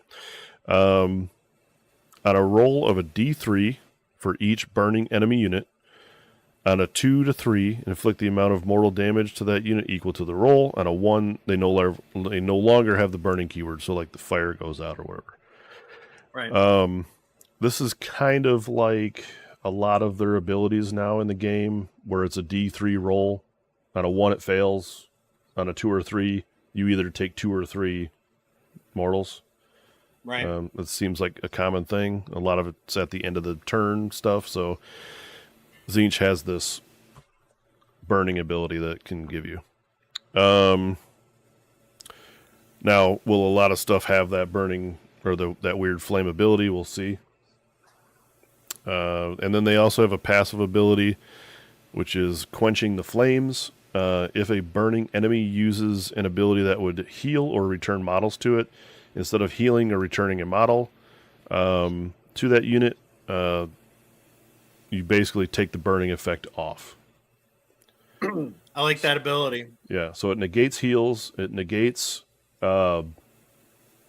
rally, it negates recursion, right? Which seems to be pretty a decent ability because we've already seen like a handful of armies have recursion now, and it's easier to get. Yeah. So if they have a burning thing, then you better have a way to heal it, or you're not bringing your models back. So, yeah, all that's pretty cool. It's not overwhelming. I think Tzeentch before seemed to me like there was a lot of shit, like bookkeeping stuff and whatever you had to do. Maybe that was just me. But playing against it seemed like there was a lot of stuff. Yeah. There was a lot of stuff that got missed because you forget. Yeah. This makes it a little simpler, right? You get the Destiny dice and you get the burning shit. So that's fine. Yep. The battle formation that they show is the Weird Flame Host. And they have a passive ability, if you take this, that is called the Mugenic Inferno. And the effect is subtract 1 from wound rolls for attacks made by burning enemy units. That seems real good, seeing as how you're about to put that shit on people, right? Right. You're just dropping it on everybody, and then they're -1 to wound. Yeah, seems good. That already seems like, yeah, a pretty good. Always -1 to wound is pretty great. Might need to dust off my Tomorrow, Josh is painting Tzeentch. All right, so Arcana and Incantations. They give us a spell from the Lore of Change called Transformed to Spawn. I bet you know what that is. Cast on a 7. You pick a friendly wizard and then a visible unit within 12 of them to be the target. Roll 2d6. You inflict D3 mortal damage to the target. If any models in that unit were slain by this ability, you pick a friendly chaos spawn of Tzeentch that is in reserve as a potential fate. Or that has been destroyed. So you can constantly keep bringing these dudes back, it seems like. If you picked a unit that's in reserve as a potential fate, set it up on the battlefield in combat with the target. If you picked that unit that has been destroyed, set an identical replacement unit up on the battlefield in combat with the target. So, if your D3 Mortals happens to kill a model in a unit, you spawn a spawn. Right? Yep, but you had already had to have paid for it and set it aside in your army. So, it looks like summoning is going to be like you're going to prepay for stuff. And well, yeah, but still, even if you have to pay for this thing, you pay one guy, right? You pay the cost of this spawn. You put it off to the side. You do the spell. You kill a dude. He spawns. Yep. He's in combat with that unit, so they kill him. You do the spell the next turn, and you keep bringing that dude back like multiple times. As long as he dies, you can bring him back. So, yeah, it's pretty cool. If that's the thing you want to do, I mean. Why not? Yeah, I mean, you're going to be able to do it, so sure.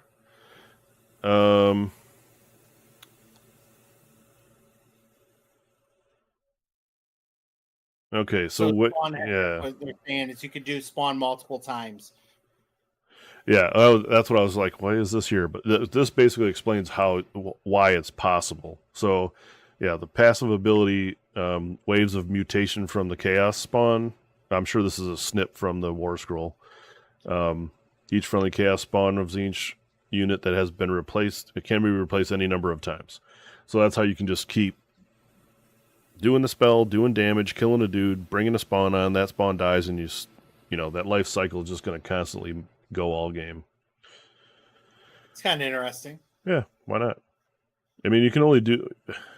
Essentially, you're only going to have one chaos spawn on the board at a time, so you only really ever have to just paint the one guy up, right?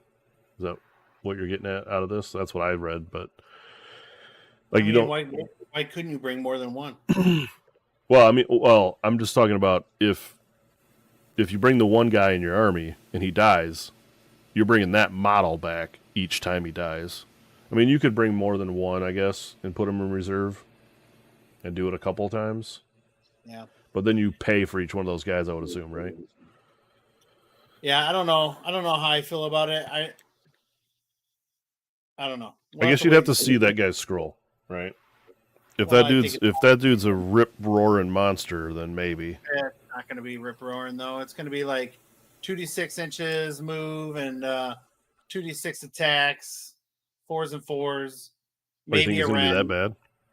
Yeah, that's what it always is. I mean, every edition it's been not good. Let's take a peek, I guess. Well, I guess he's irrelevant. This is the guy you came to see, right? Kairos, the Fate Weaver. The Faith Weaver. He does have fly, so he's going to get a 12-inch move. He has a 16 health on a 5-up save with a 5-up ward. Pretty good. For being a naked caster. He's got a control. He has a ward. I mean, that Nose shit had wards in the last edition. Nose Inch stuff did? Not even him? No. Okay, well then that's a quality of life improvement right there. That's a fucking glow up. Yep. Control 5 because he's a monster. So he's got a Staff of Tomorrow, 4 attacks, 3s and 2s, rend 1 d3 damage. Okay. And then the Beaks, 5 attacks, 4s and 3s, -1, 2 damage. He's not a slouch in combat, but he's not there to do these things. Right. If he is damaged in combat, his Beaks attacks go down to 3 from 5. Kind of irrelevant.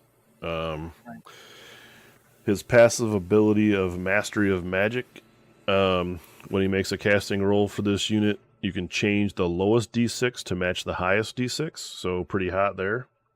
Same as before. Yep. I always secretly liked that ability when you did that to me, but I hated it at the same time. You were just jealous. Yeah, it's like, oh, I rolled a 6 and 1. No, I cast a 12, bitch. All right, next ability is once per battle as a reaction to if you declared the Tactical Gambit ability. Which Tactical Gambit ability is the ability that you do to pick a battle tactic. So this is the spice right here, I think. So the Oracle of Eternity lets you pick one of the following effects. So you can either read the past, which you can pick one battle tactic that you already attempted. So completed or not. Right. You can pick it again. You can read the future. So you can pick 2 battle tactics that you have not yet attempted, but you can only complete one of them. Even if you meet the conditions to complete both, the other one does not count as having been attempted. If you do not complete either battle tactic, you can pick which one does not count as been having attempted. I think that is just going to guarantee some points here. Yeah. I mean, depends on how easy they are, but like if there's one that says like have bros on the outside and you have it, then the next turn you're like, cool, I do it again.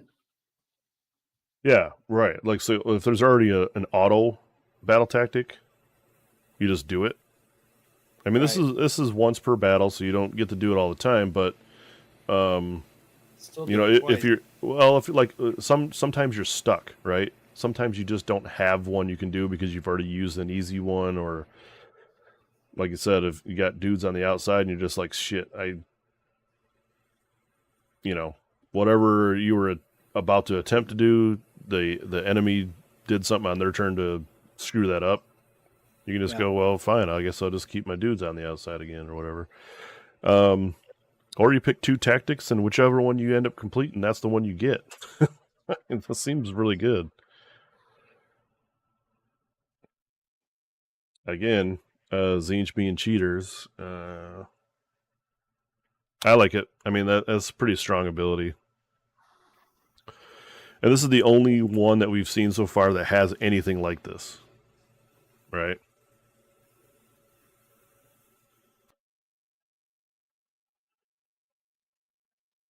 Alright, so the next ability is a passive ability called Beacon of Sorcery. The effect here is you add 1 to casting rolls and unbinding rolls for friendly disciples of Tzeentch wizards while they are wholly within 12 of this unit. So, including himself, right? So he's going to have +1 casting and unbinding. Yep. And so is all of his other brothers. Yep. I don't know if that's stackable if anybody else gets it also, but I mean, that'd be pretty cool. Well, still is pretty good, even just for him alone, because he's a wizard with power level 3. So he's casting 3 spells a turn, right? So essentially, he could cast that weird flame spell, his own spell here that we're going to read right now, and then something else, all at +1. Yep. So his spell is Arcane Suggestion. Cast on an 8, but he's +1, so really a 7. And you pick a visible enemy unit within 18 inches of this unit. Do your casting roll, and you pick one of the following effects at the start. You apply this to the target until the start of your next turn. So it's hopeless. The target cannot use commands. Strong. Drop your weapons. You subtract 1 from hit rolls and wound rolls for the target's attacks. Also strong. And then kneel. Subtract 1 from save rolls for the target. All 3 useful effects. Right? Yeah. I think the only thing that I would think that would make this spell better, since you have all 3 effects you can choose from, is if this spell was unlimited. Or able to cast twice, or any number of things with a power level 3 wizard that you would think you'd get some kind of extra perk for. Right. But it doesn't have that, so you're only ever going to pick one of these abilities per turn to give out. So, I don't know. It's okay. They're all good. They're all going to be situational. He also is War Master unique. So yeah, I mean, you're only gonna ever have one of these dudes on the field at once. But I think he's worth. I mean, obviously Tzeentch is he is like an auto include in every Tzeentch list, correct? Yeah. You always bring this dude. So I mean, it depends on how close he is to the regular Lord of Change. But yeah, I mean, and also points. Everything always relies on points. But I mean, yeah, he's solid. I can't see not bringing him unless he's like some ridiculous amount of points. yeah, but even so, if he's like 500-600 points, you're probably still bringing him anyway. All right, let's go on to the Gaunt Summoner. So the Gaunt Summoner, another wizard, wizard 2. Moves 5, health 5, 6-up save with a 6-up ward. With 2 control. He's got a staff. It's okay. Does crit mortals. D3 damage, so... Yeah, 3 swing... Or, yeah, oh, that's not on the range. I'm sorry. On the range part of it. So a decent shooting weapon for being a wizard. His normal attacks is like any other Stormcast bro. 3s and 3s, 1 rend, 2 damage in melee. In the deployment phase, this guy has the minions of the Silver Tower.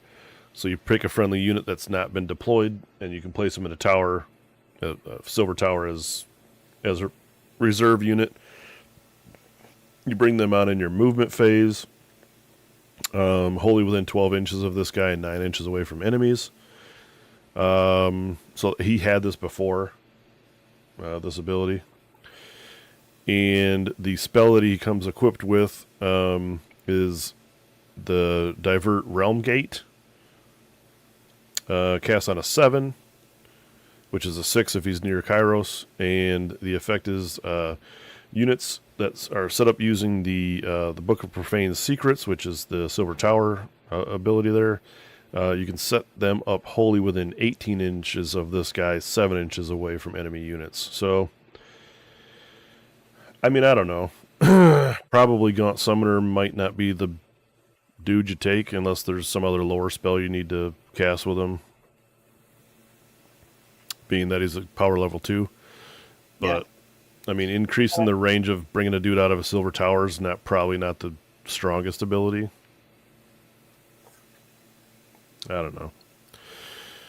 It doesn't. I'm not super excited. Yeah, it doesn't do much for me. So not overly thrilled with that. On to the Curseling. So the Curseling is also move 5, 6 health on a 3-up save, though. He is a wizard power level 2. And he does have the weird flame ability on his ranged weapon of Hurled Arcane Energy.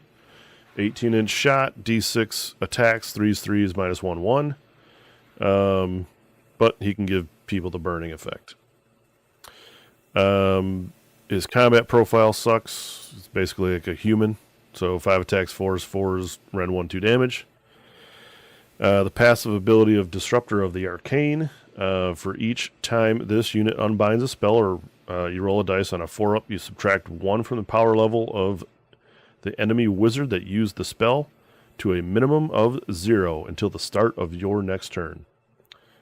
Fantastic ability here for negating enemy wizards, for sure. You can just completely turn them off.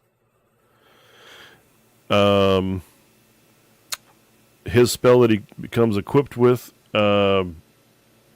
casts on a 5, so pretty reliable on the casting of this. And until the start of your next turn, add 1 to the rend and damage characteristic of this unit's Staff of Tzeentch and Blazing Sword.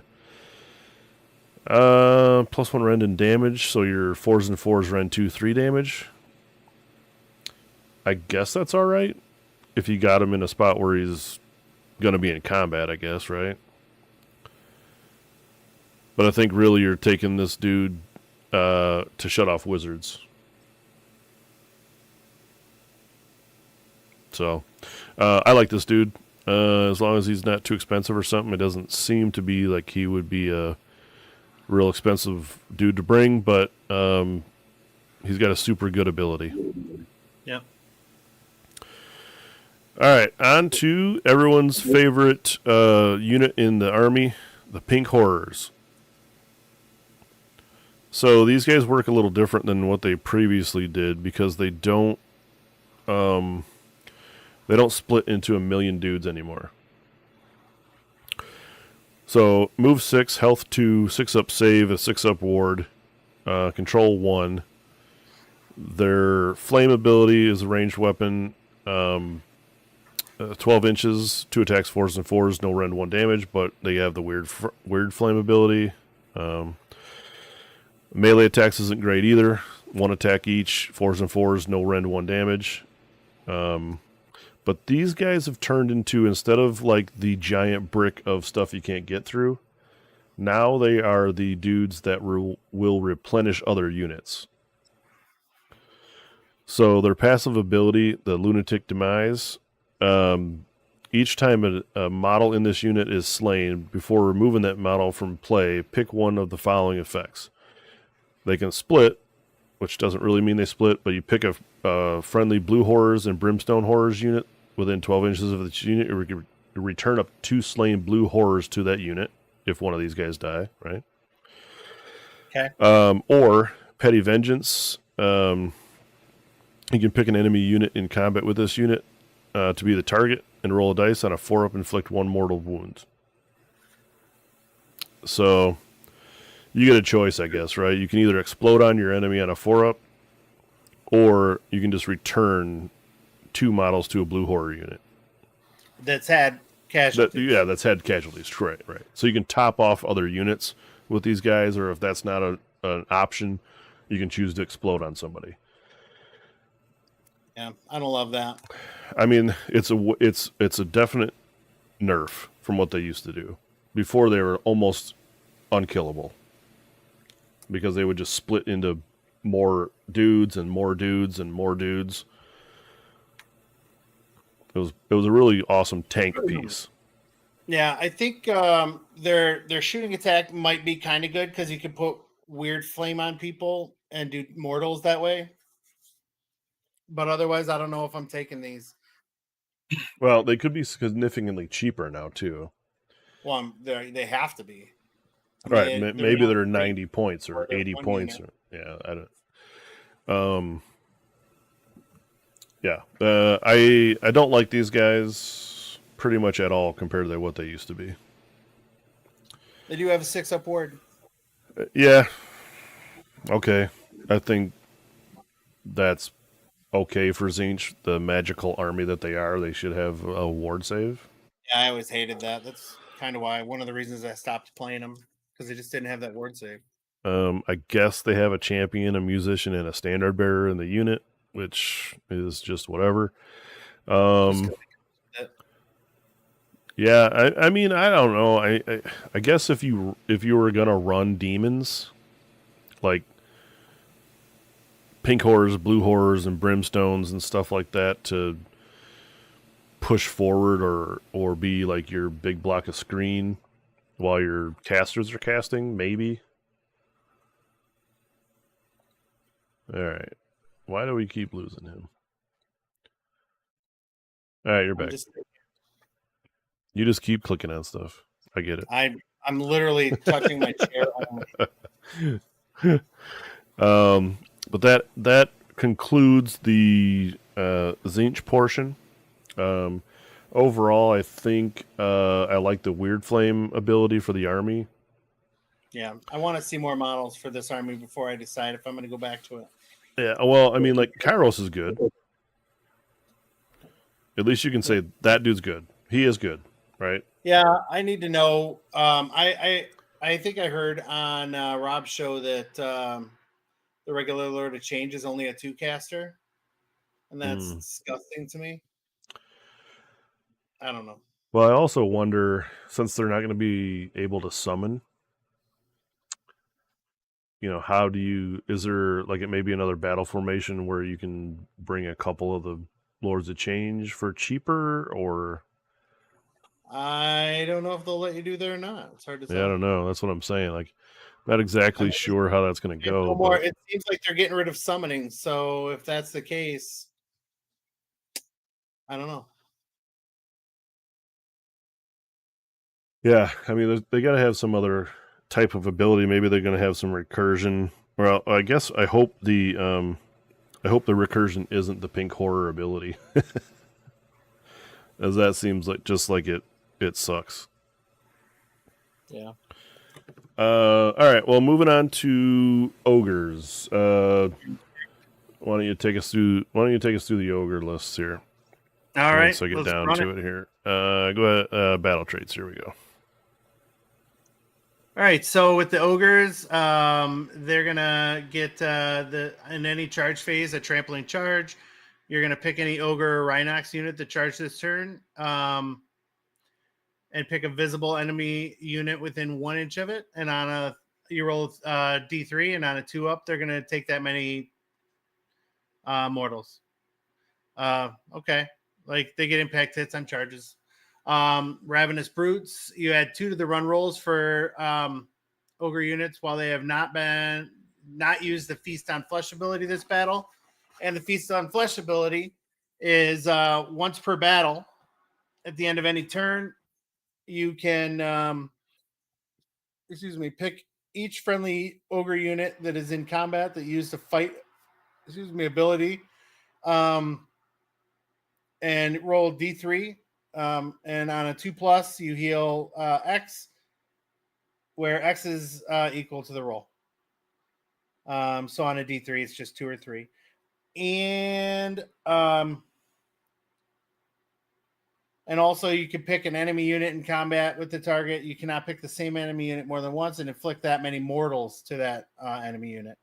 So that's kind of fun. It's like a little power drain drain health kind of thing. Yeah, and it's gonna be one of those once per battle things that you like. You get all your bros in, and then you do it. Yeah. So, and until then, you get +2 to your run rolls. I guess. I mean, you get in there faster. I don't know. Unless you have run and charge for some reason, and then I don't know that I care that much about run rolls. yeah, I mean, I guess since they're slower, typically foot dudes, maybe you need that sometimes, but I mean, you're only losing that after you do this ability, and you're not doing this ability until you're in combat, so essentially they're always going to have... Yeah. So they'll have +2 to run the whole game until they don't need it anymore, right? Battle formations. All right. So these guys get beast handlers, brutal stock. Each time a friendly Beast Claw Raiders monster uses the trampoline charge ability, you add 1 to the amount of mortal damage, if any. So then they're doing 3 or 4 mortal damage on the impact hits instead of 2 or 3. Yeah. Fine, right? Yeah. No, I feel like it's okay. Sure, it's a good ability, but I don't know. Do you use this battle formation or something else? Again, you don't know. All right, Arcana and incantations. Blizzard. Let's read more. Shit. Pick a friendly Ogre Maw Tribe's priest. You chant this prayer. It goes off on a 4, and it targets a trade feature within 18 inches of them. You place a Blizzard token next to the target. The train features that have Blizzard tokens gain obscuring train ability. And in addition, if the chanting roll is a 10+ until the start of your next turn, your Beast Claw Raiders units have ward save there when they're within 3 of tokens. And this is an unlimited prayer. So all your bros can just throw it out every turn, tagging all the terrain, throwing out blizzards. That's kind of interesting. Yeah, and especially for pieces of terrain that don't already have obscuring. I mean, basically, you're just going to use it to hide, right? I kind of feel like you're sneaking up. Almost every piece of terrain has obscuring, but maybe I'm wrong. All of them have cover. Oh, cover. That's, yeah. Yeah. Obscuring, if I'm not mistaken, is the thing you can't see through. Right. Yeah. So you could just make everything so you can't see through it. Right. So it negates being shot until you get close enough or whatever, whatever. Pretty good though. It's pretty neat. Yeah, it's a neat one, yeah. And it's unlimited. So especially it's unlimited, yeah. All right, so we need to explore what the Chaos God himself does. Well, he's the destruction god, but Oh, that's what I meant. Craggy. He moves 10, health of 18, 4-up save. Looks like a 5-up ward save, and a control of 15 because that's what the the Lord of Destruction gets. Yeah, Dread Mace.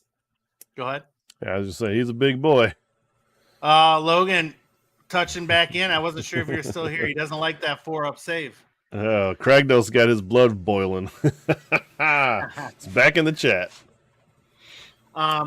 So the Dread Mace is 6 swings, 3-up, 2-up, 3 rend, and 4 damage. It's fucking devastating. That's 24 damage out of just that. Like we were talking earlier about my horses. If you charge and do extra damage and blah, blah, blah, 25 damage. This dude just has 1 swing, 24. Let's read more. Straight fucking beat stick, yeah. He has 3 swings with his Tusk Breaker. It's a 4-up, 2-up, 2 rend, and D3 damage. And crits do 2 hits, so exploding 6s. Mm-hmm. And then he also has some hooves of Rack and Ruin, which are 6 swings, 3s and 2s, 1 rend, and 2 damage. So, I mean, this dude packs a fucking mean punch. Yeah.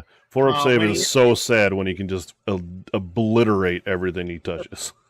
Devastate shit. When he does take 10 or more damage, so when he gets down to 8 health, he'll only get 4 swings with the Dread Mace instead of 8, and his control will go down to 10. Okay. I mean... Yeah, that's Fine. Okay, so reaction ability, opponent declares a spell ability against him, or just declares a spell ability. If this unit was picked to be the target of that spell on a 3-up, you ignore it. And it can use this ability more than once per phase, but only once per spell. So if you're starting to drop shit on him, he just doesn't care. Passive ability is the Avatar Destruction.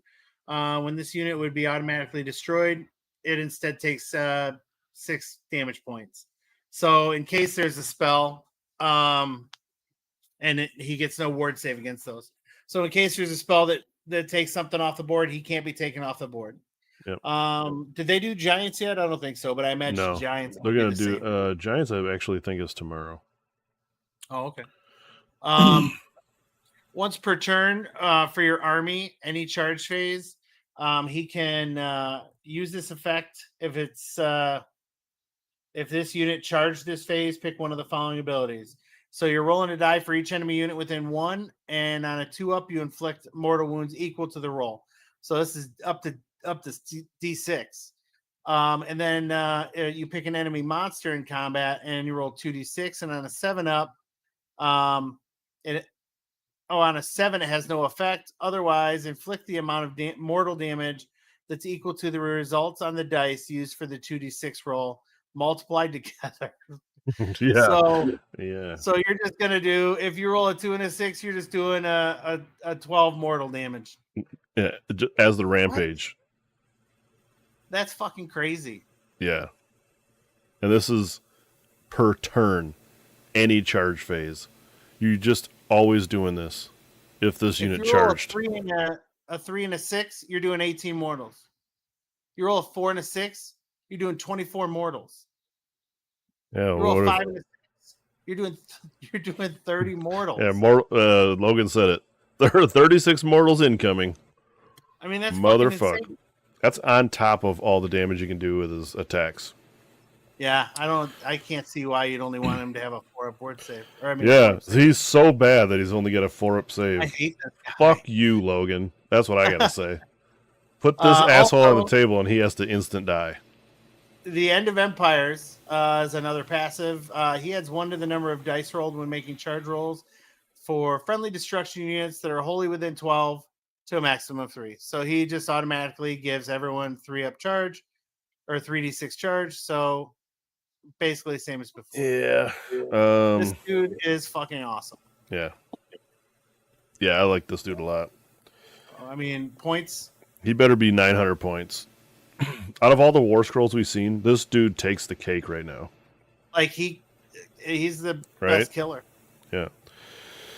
Like you have to basically mortal him off the table probably. You definitely have to charge him because if he makes the charge, he does that extra bullshit, right? Yeah. So yeah, I mean, like you're gonna have to get in combat with this dude immediately, and hopefully you have something that can one-shot him. Or put something in front of him so he has to kill that first before he gets your good stuff, and then and you can also shoot at him. Yeah. I mean, Logan said he's 720 right now, so he thinks he'll probably go up, and I can't disagree. I mean, he's very good. Crazy. But he does only have 18 wounds. Now the question, I guess, is he gives this other the charge effect to any destruction unit. Does that mean he can go into any destruction army now? Well, he's a War Master, so I think War Masters can go to anything in destruction. Okay. Yeah, I would assume.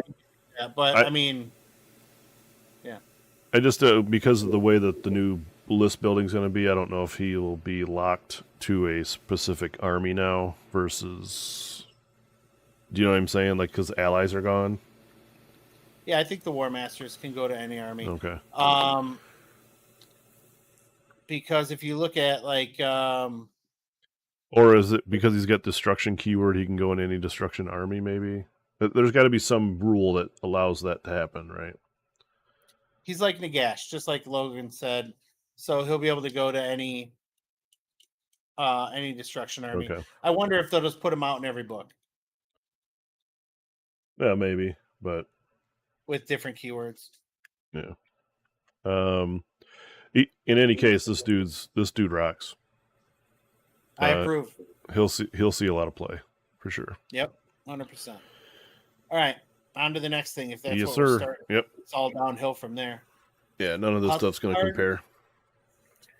This dude moves 10, has 14 health, 4 save, and 10 control. Still freaking awesome. Oh, this is one of the big yeah, this is a Stonehorn. Stonehorn. Yeah. So this guy has some shooting. Let's see. You could take one of the following: the chain trap, the harpoon launcher, or the blood vulture. So one of these first 3 range weapons, he's going to get 1 shot with each. The chain trap and the harpoon launcher are 4s and 3s, 1 rend each. But chain trap is anti-monster rend 1 and does a flat 3. But the other one does D3. I don't see anyone taking the harpoon launcher. Yeah. I mean, it's a little bit longer range, but who cares? And then you have the blood vulture with 24 inches. It's 1 attack, 2s and 3s, no rend, but 1 damage. And I'm certain it does something else. We'll see in a minute, I guess. It used to. But anyways, the combat for this bad boy. So he's gonna get punches and kicks, 3 swings, 4s and 2s. Typical monster damage, and then 1 damage. Monster 4s and 2s. Yep. The Stonehorns rock hard horns, 6 swings, 4s and 2s, rend 2 and 3 damage. Also +1 damage on the charge, so 4 damage on the charge. And then the Stonehorns hooves are D6 attacks, 4s and 2s, 1 rend and D3.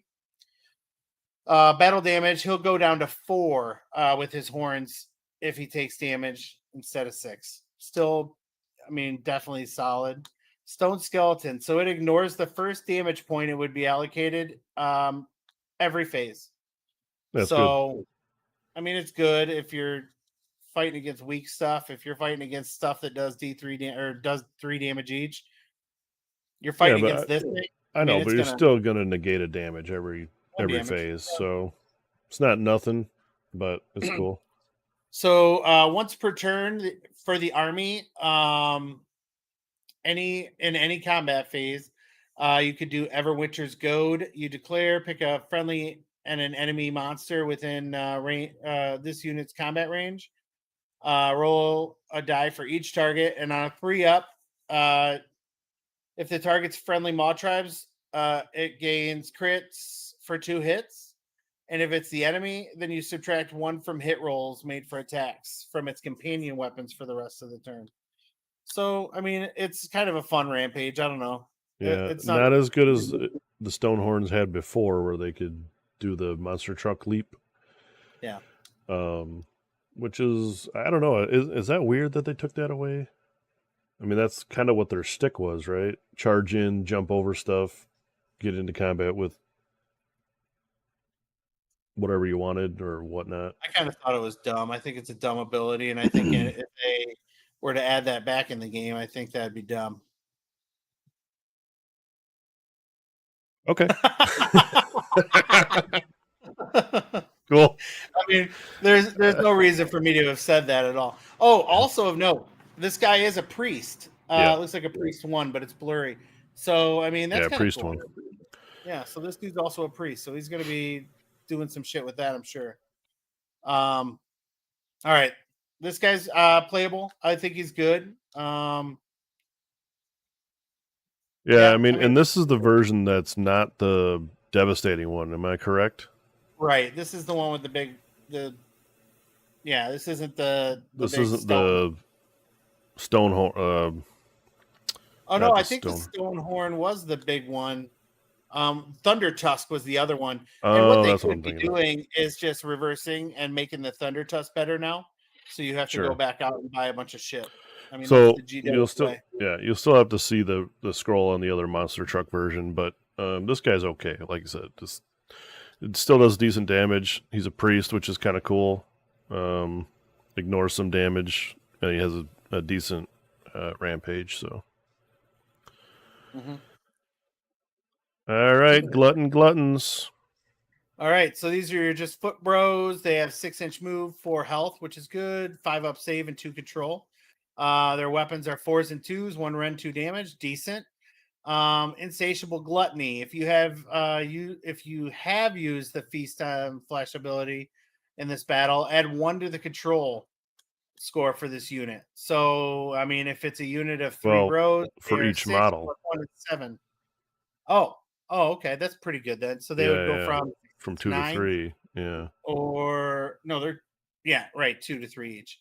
6s to 9s is pretty good, and then if you had 6, it would go from 12 to 18. Yeah.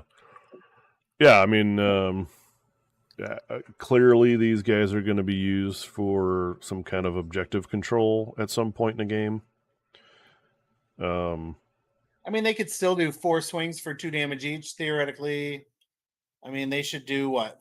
A unit of them has got 12 swings, hitting with half, so 6. Wounded on 2, so you should wound with 5. And that's 10 damage. A unit of them should do 10 damage and be able to take out a unit of 10 foot bros. Well, there's 6 dudes in a unit. Is that right? Oh, there's 3 usually. Well, in the bottom it says musician and standard 1 and 6. Oh, okay. So maybe they bumped it up, so you have a minimum of 6. Okay. So that's just a kind of a bucket of dice, right? 24 right, so attacks. That used to be averaging 20 damage, because it's double. 20 damage against a unit of regular foot bros is pretty strong. So maybe they're stronger than they look. Yeah, they seem fine, right? Like 5 up save kind of sucks, but they're 4 health apiece. I mean, they're standing there naked if you look at them. I mean, a unit of 6 of these dudes is 24 wounds of meat. Yeah. Seems good. I mean, just for little foot guys. Yeah, I like the monster type dudes, or the champion size guys, or whatever you want to call these, just because they have all those extra wounds. It's harder. Like if you kill, if you have 20 foot guys and you kill, you do 4 wounds, they lose all the attacks of the 4 wounds, or let's say 3 wounds. But if you do 3 wounds to this, you don't even lose any attacks. You still have all your attacks. So, I mean, that's kind of, makes them a little bit stronger. Yeah, they're right up my alley. I like playing elite dudes. Yeah, I'm surprised you never thought about ogres. I did think about ogres when, like the monster truck build anyway, just because they're monsters, and that's kind of my gig. But I think I have 4 Stonehorns, and I have a bunch of foot bros, but I would rather play this army as a printed army. There's so many cooler prints. Yeah, well, that's another thing is these dudes don't look good to me. Like the foot bros, I don't like. Yeah, they look okay, but there's obviously better sculpts you could have for ogres. Yeah. I guess we got one more. I didn't see this one. The Gorger Maw Pack. Oh, sweet! These are some of my favorite models. I'm about to build them. Good. So they got a 6-inch move, 5 wounds, 6 up save, and 2 control. They have clubs, claws, and jaws. 5 swings each. 4s and 2s, and they do 1 rend and 2 damage. And anti-infantry, they're gonna do a little bit more rend. And I believe these are 1 and 3 for their champion, so their unit size is going to be 3. 1 and 5. 5. Oh, is it 5? Jeez, It's so hard to read. I don't know why it's so blurry on my screen. It's like I'm just a little behind. So anyways, they have so that's 25 swings, hitting with half is 13, wounding with the majority of those. They're gonna miss with like 2 or 3. Yeah, I mean, you're doing some damage. 11, 22 damage with this unit of 5 bros. So they get troglodytic lurkers. Nailed it. I said it right. So if that unit's not just deployed, you can set it up lurking in the fringes, and then they can come on the board. And they get set up on the board wholly within 9 of an edge and more than 9 from enemy units. So that's pretty freaking cool. Yeah. They're just kind of your infiltrator guys. regardless, they're sweet looking. There's some of the models from the set left the box at the apartment, but there's some of the best models. Yeah, they're for really Ogres sweet I've ever looking. seen. Yeah, I love So- those dudes. Now, again, I guess, well, they got 5 health apiece, so you're looking at 25 wounds in the unit, but only on a 6-up save. yeah. So they're deep striking, and they're just going to charge into something that they need to mutilate, right? Right. And then they just die. So essentially, they're kind of like annihilators in that regard. Well, it's a battlefield board edge, so you could bring them on the backside too and go into Well, wizards. yeah, that's what I'm saying. Like you're going to put them, Into rats. yeah, into something important in the back, and then they're just going to go ham. Especially anti-infantry. A lot of heroes have infantry keyword. Yeah, The foot they're gonna beat heroes, up a so lot. they're going to kill a lot of stuff in the back. But that does it for ogres. All in all, I think ogres seem okay. I think some regular ogre players were a little bit upset when it came down to some of the stuff that they didn't keep. But you don't know. They may have just changed it from the Stonehorns to the Thunder Tusks. They may have the monster truck rule that they liked from before, and they're just going to have to buy new models and redo their entire army, which I think is hilarious. Okay, this will be the last faction focus that we're doing today. I thought we were just going to skip this one because it's dumb anyway. Yeah, you hate it because you've had to have a steady dose of it recently. And recently, I mean, over the last 2 years. Yeah. But I guess we get to take a look at the only army that matters to me. So we'll see how this one goes. And that would be Flesh Eater Courts.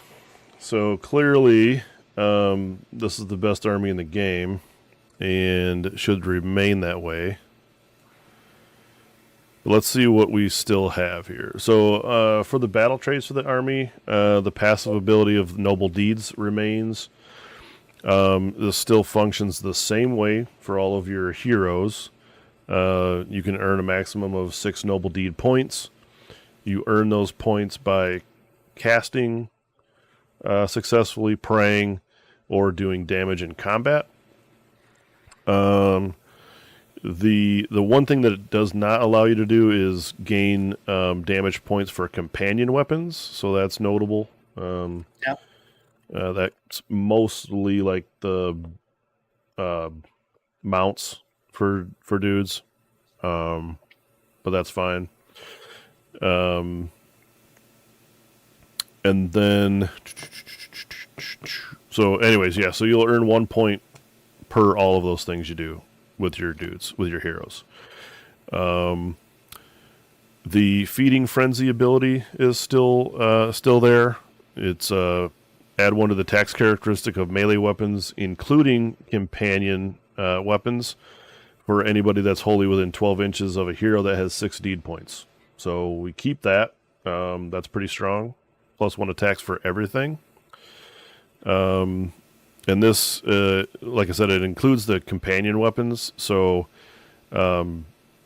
it's notable that it says that because the companion weapons normally don't accept buffs. So that was something that somebody picked up on that we've seen before. Also, no, Logan added in that Nagash can gain Noble Deed points, but can't spend them. Well, yeah, because he doesn't have the abhorrent or courtier keyword. So Right. irrelevant other than being able to hand out Feeding Frenzy, I guess. Which it doesnn't matter because Nagash is not going to be used in this army. Likely. Only by is good it- players. Oh, Jesus Christ. Okay.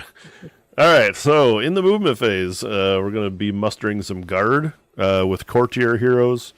This is essentially the same as what it was before, but it spells it out exactly how you need to use your points. So you can spend 1 or 2 points.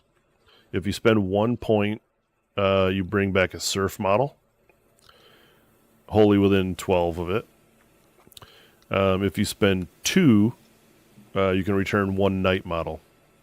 So it still costs that same point system before when you mustered the guard with the courtiers, so nothing really new there. Although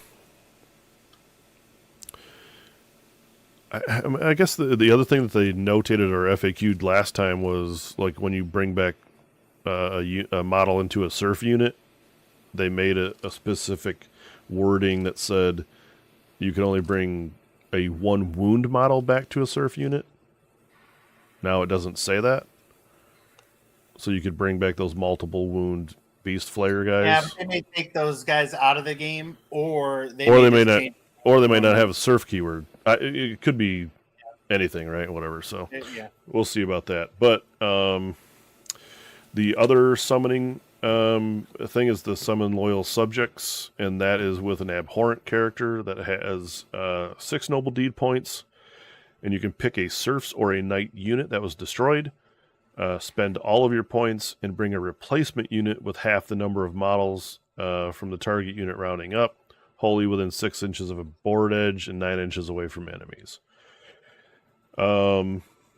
Initially, when I read this, I still had in my mind that you could bring back a unit and then top them off with the courtiers like you could before, but I don't think that's available now.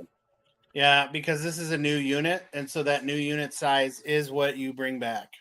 Yeah, and before it said there was different wording.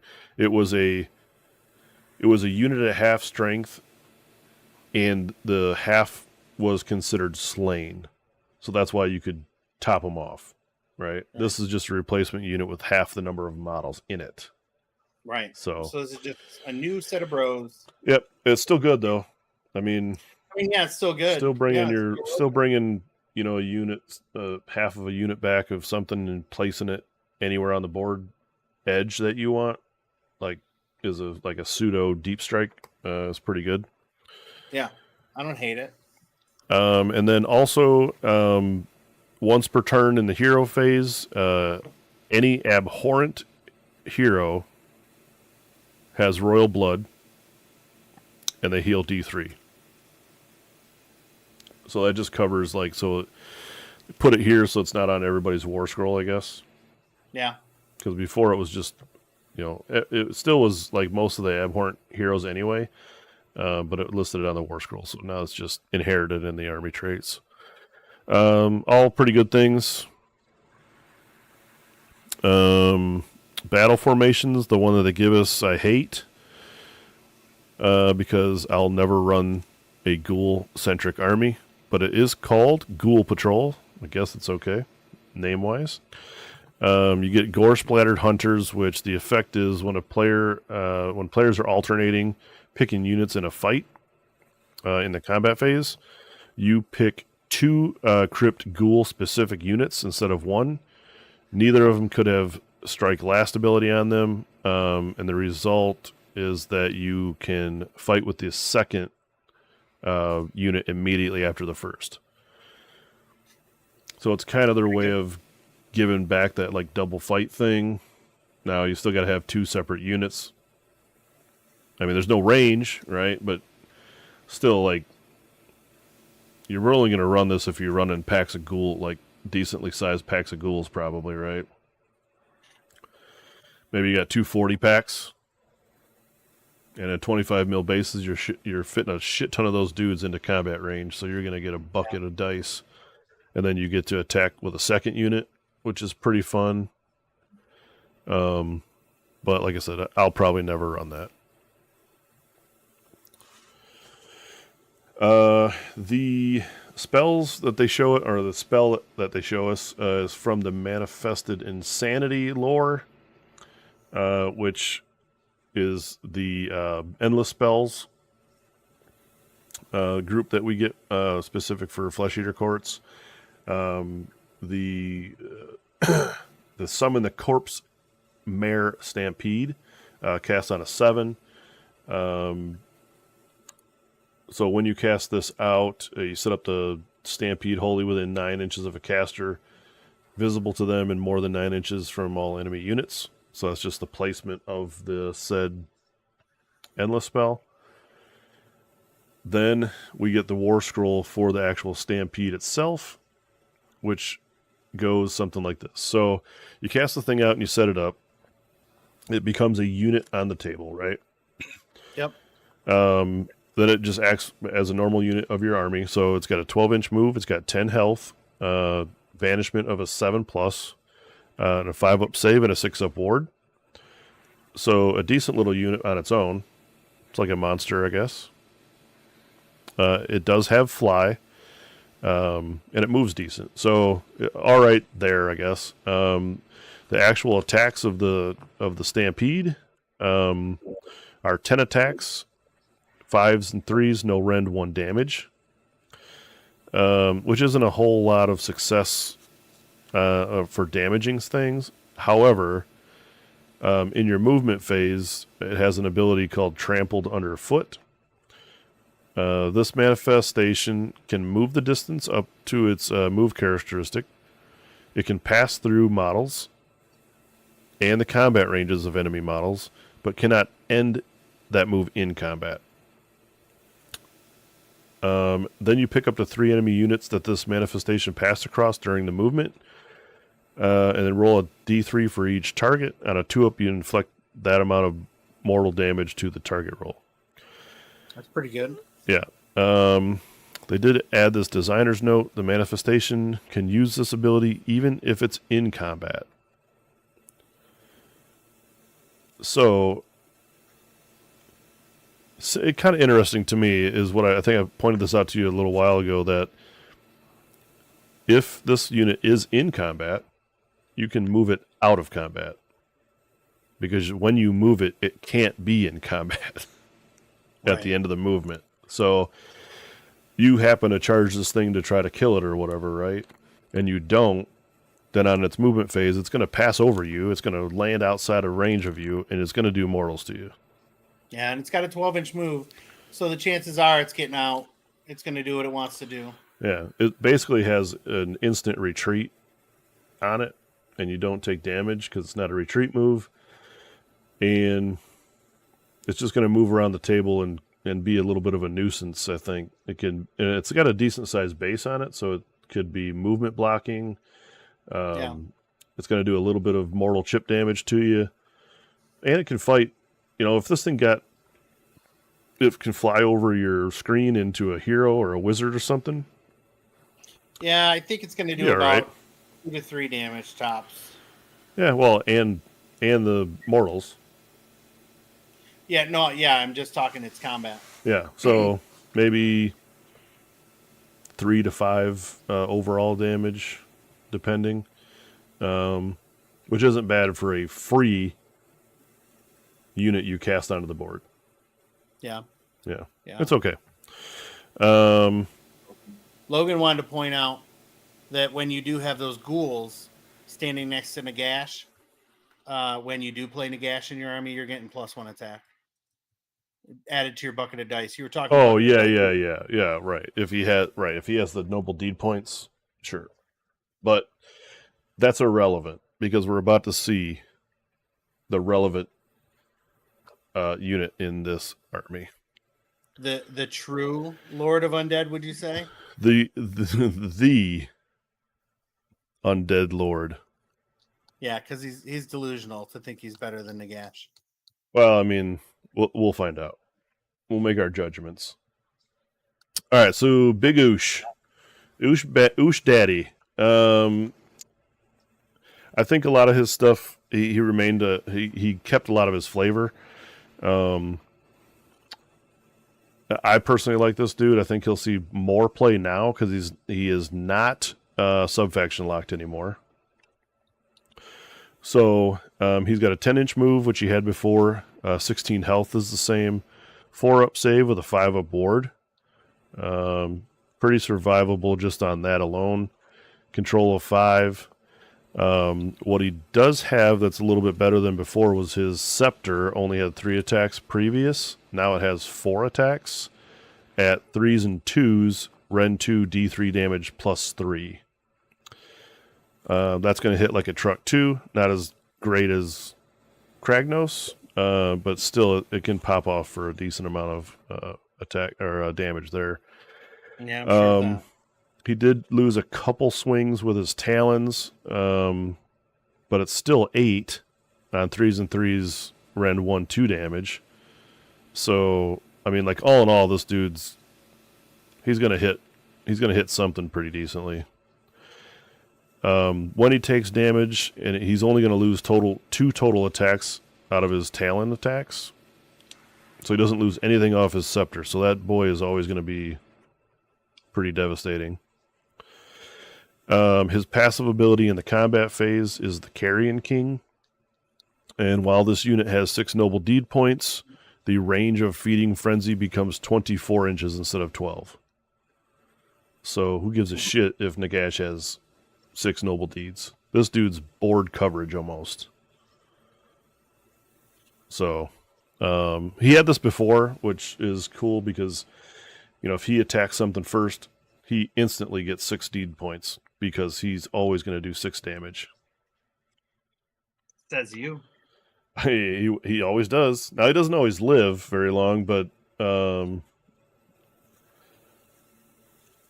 yeah, he's going to be full of deeds in one round. Well, the Gash probably too, I guess, could do that because he does not. Does he have 9 spells, Nagash? In this edition? I can't remember. Yeah. Well, either way, Nagash is only going to give out the Feeding Frenzy on a 12-inch clip instead of a 24-inch clip. So clearly half as good as Usharan. The spell that Usharan is equipped with is the same one as he had before, the Glimpse of Delusion. You pick an enemy within 18 inches, cast on a 7, and you pick one. You pick a model within 18 inches, I should say.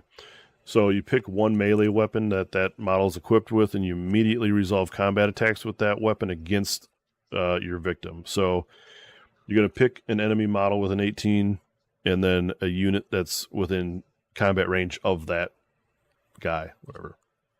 So you make big shit hit your other hit, the enemy.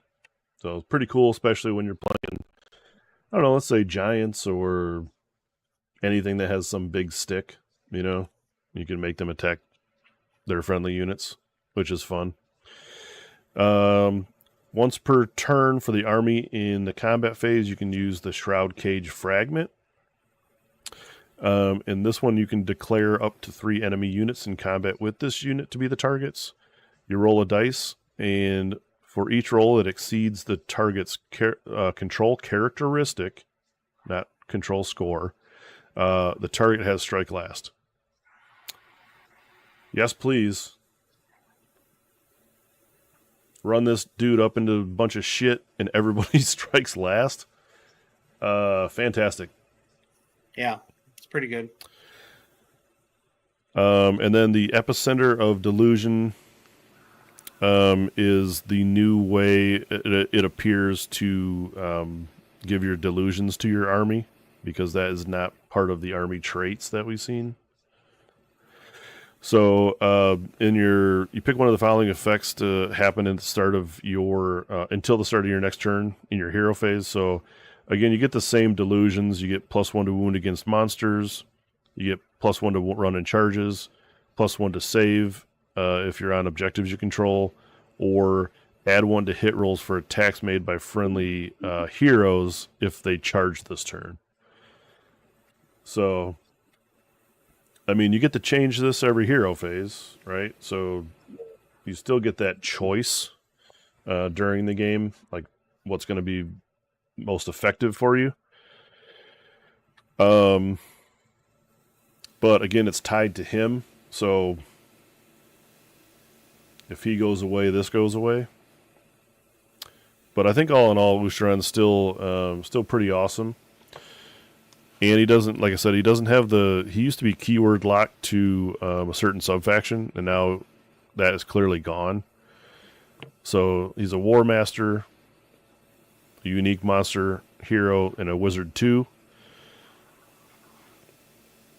I think he'll make most of my lists.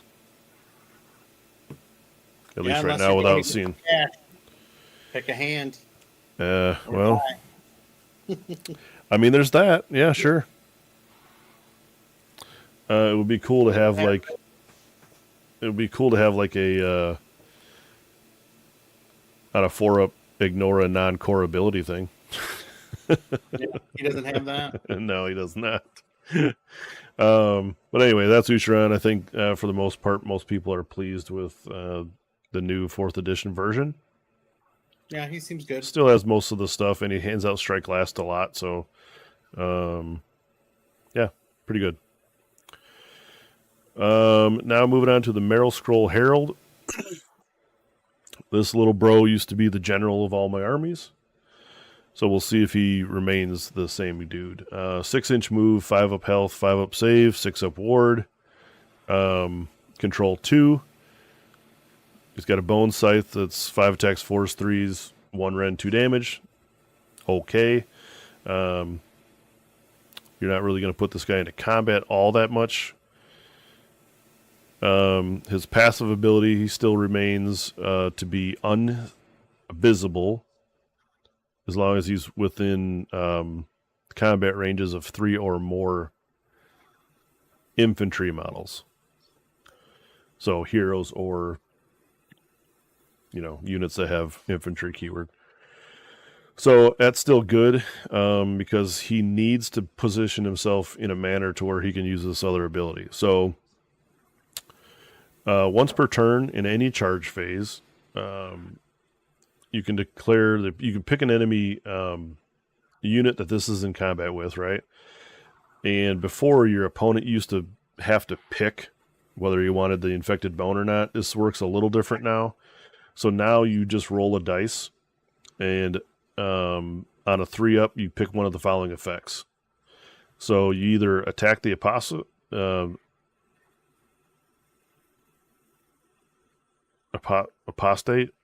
Shoo. Possum. It's not an L though. I don't know. Matter. Whatever. Anyways, you friendly Flesh Eater Corpse unit that's in combat with the target have strike first for the rest of the turn. Strong. Yeah, I think that's on a 3-up. That would be fantastic to have strike first. The other ability you have is Welcome the Disciple, and the target then has the infected keyword for the rest of the battle. And each time an opponent declares a command, spell, or prayer on an infected unit, you roll a dice. And on a 5-up, if the declared is a command, that command has no effect and the command point is spent. Or if it's a spell or a prayer, it just fails. Pretty decent. I mean, that's great ability, but that guy's got to be in combat to do it, and he's going to get absolutely ass raped if he's in combat. So, well, that's what I'm saying. Like, I think you got to position him in a way, like maybe in within 3, but not within 3. No, not what I'm saying. What I'm saying is, if you run him with Usharan gives 3 units strike last, right? If this dude also charges in to something that has strike last, then you have the ability to give your other units that charged in strike first to something. The strike first bros can kill something off. And then the strike last guys that this guy's in combat with maybe die before they get to attack him. I don't know. I mean, there's a way to keep him alive with that kind of combination of stuff, but still, yes, you have to put him in jeopardy. But if he's in combat with you along with Usharan, who's your target? I'm cutting that guy in half 100%. This guy? Yeah. You're going to let Usharan stand you and beat the shit out of you? No, I'm going to have more than one bro. So I'm going to be like putting 4 dudes on this dude, everything else on Usharan, they both die. Oh, okay. Okay. You know this guy's got a 6-up ward, right? Oh, yeah. I mean, yeah. I didn't realize there was the 6-up ward. Let me redo my math, my calculation. Yeah. Get fucked, You're nerd. right. I That's only what he need says. 3 guys to kill this dude. Yeah. Well, I mean, like, he's not getting into combat, especially if he's like your general or something or whatever. Depending on how the army build goes, he's not going to be in combat until he needs to be to do this thing. Like, I don't know. He doesn't seem as great to me, and he only was good in this last GHB because if you needed him to be alive and not killed because you needed your general to stay alive or something like that, he was invisible. So He still is. well, I know. I'm just saying, like, if that's the build, like, if that's what you need to do with your general is make sure he doesn't die, this guy's the dude, right? There's no more grand strats, so yeah. So, like, that's what I'm saying. I don't know. I don't think he's your general anymore. It's possible that he's not. He seems okay. I mean, he was only 100 points before, so even if he's, I mean, he is a courtier, so he could earn some points by getting into combat with by fighting bros. Yeah, I know, but he's making stuff strike first, including himself. I mean, he could see some play. I'm not saying he's terrible. I mean, he's not like an auto include, I don't think, but he could be okay, especially if you needed to like fit a cheap courtier into your list to generate the points to do your recursion. Maybe he is the guy. I don't know. He's definitely not getting shot off the table before he gets into combat because you can't see him. So, whatever. He's like the John Cena. Yeah, can't see me. You can't see me. Next on the list is the new Crypt Guard. 6-inch move, 6-up ward, 6-up save, 1 health, 1 control. All just kind of like ghoul stuff. They did lose a hit and wound. So now they're 3 attacks on 4s and 4s. 1 rend, 1 damage. But they gained an attack. Before they were 2 attacks apiece on 3s and 3s. Which is fine. They get more attacks because they took a hit on the hit and wounds. But Logan thinks he would probably just take Nagash over the Herald, to be honest. Oh, well, I mean, the Gash is going to cost 800 more points than the Herald, so... I don't know why you're trying to judge. Just let the man play with his toys. He's never going to play with Nagash. He's always going to play with Kragnos. No, he doesn't. He only plays Death right now. Oh, is that right? Even with Kragnos out there? He got rid of a lot of stuff. Okay. All right. He's a player now. He's a Death player, huh? That's what he told me. Converted him. Do you still have... No, he was a Death player before you played the game. Do you still have your orcs? Or are you just playing Death? You can keep going. He'll respond eventually. All right. So the reaction ability here in the combat phase is when you declare a fight ability for this unit, you do the Armory of Madness.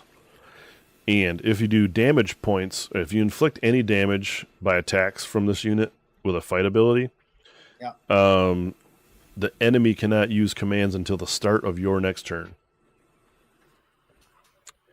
That's pretty sweet. Yeah, it's real good. I mean, just turn off commands because you did a damage. Start of your next turn. Yeah. So that can persist. Off? Well, you're turning off. If it's their turn, you're turning off nothing.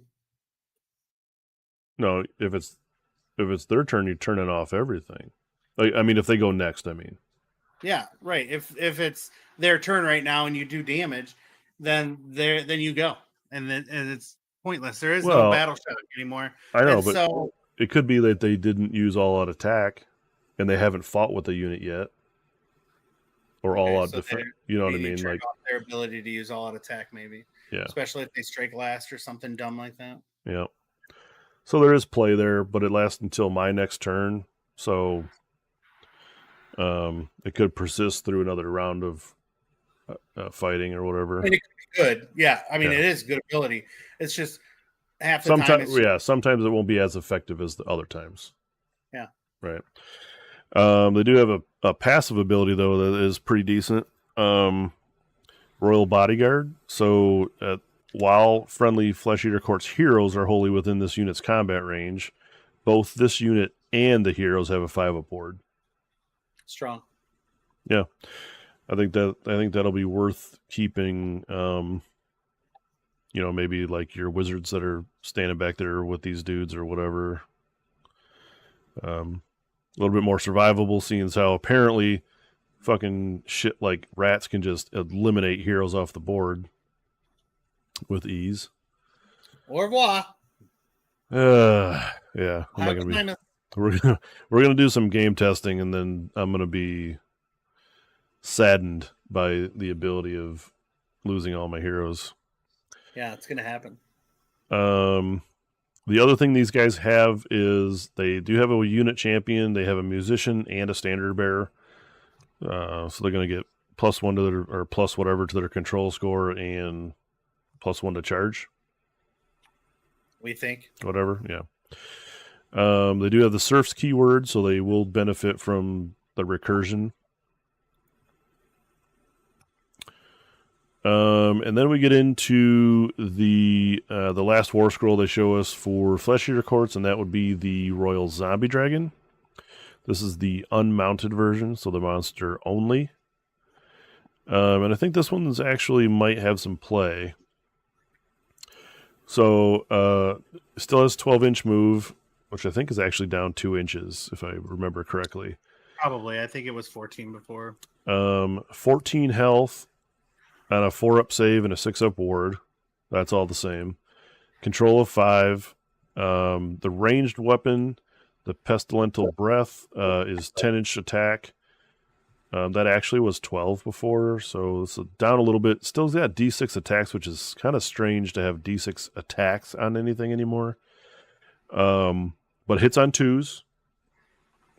Wounds on 4s, so a little bit worse there. Rend 1, 3 damage per.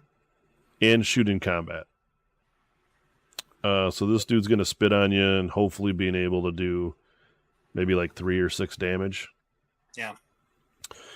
The melee weapons are the Draconic Maw. That's 3 attacks, 4s and 2s, which is a hell of a glow up. Rend 2, 3 damage. And then the Draconic Claws, 7 attacks, 4 to hit, 2 to wound, 1 rend, and 2 damage. The claws only go down to 5 attacks when he's damaged, 10 or more. So all of that melee combat stuff is fantastic. Yeah. They always hit on 4s, but it was 4s and 3s always before. So already they've gotten percentages better on getting the damage through. So if this has any indication about how the monsters are going to work for the rest of them in the army, I think this is going to be pretty good. Seems strong. So, can just continue on this. They still have the deployment phase deep striking ability. This one's called Vantage Point. You can pick this unit and then put them off to the side high above the battlefield as being deployed. And then the Lonesome Descent is how you bring them on the field. After you declare in your movement phase that you're going to bring this guy down, you set him up anywhere on the battlefield more than 9 inches away from enemy units. But they had this ability before, so that stays the same. The new thing that they get is their Rampage ability, which, sorry for all the Ogre players that didn't get this ability back that they wanted, but now these zombie dragons have the monster truck leap. So it's called Soaring Terror. The effect is if this unit has charged this turn, you roll a dice, and on a 3-up, you can move 2d6. It can pass through combat ranges of enemy units and must end that move in combat. Then pick an enemy unit that this unit passed across during the move. inflict D3 mortal damage onto that enemy unit. Yeah. So I think, like, it's got a huge pie plate. So because you can do a thing doesn't mean that it's actually going to happen. So the 2d6 move that you're going to get on your 3-up roll, likely you won't be able to like leap over things and be able to place your model down.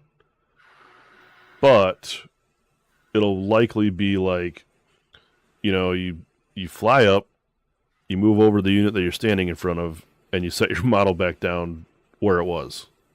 I mean, you could fly up, move over that unit, move over this unit, and then come back and come down if you get enough roll. Yeah, but you only get to pick one. Oh, that's true. You only get to pick one unit you get to do the mortals to. So I'm just saying, if there's not a space for your guy to fly over the top of something and land in combat with something else, you're just going to maybe maneuver him a little bit or whatever. Yeah, and it's only D3 mortals, so it's whatever. Yeah, it's not super crazy. Like, it'll be good if like you rolled 2d6 and you rolled a 12 or a 10 or something like that, where you could like get your whole thing over the top of a screen maybe, or whatever, or get to a point where you could fly over a partial unit, land, and then now be contesting an objective or something. That might be a decent play.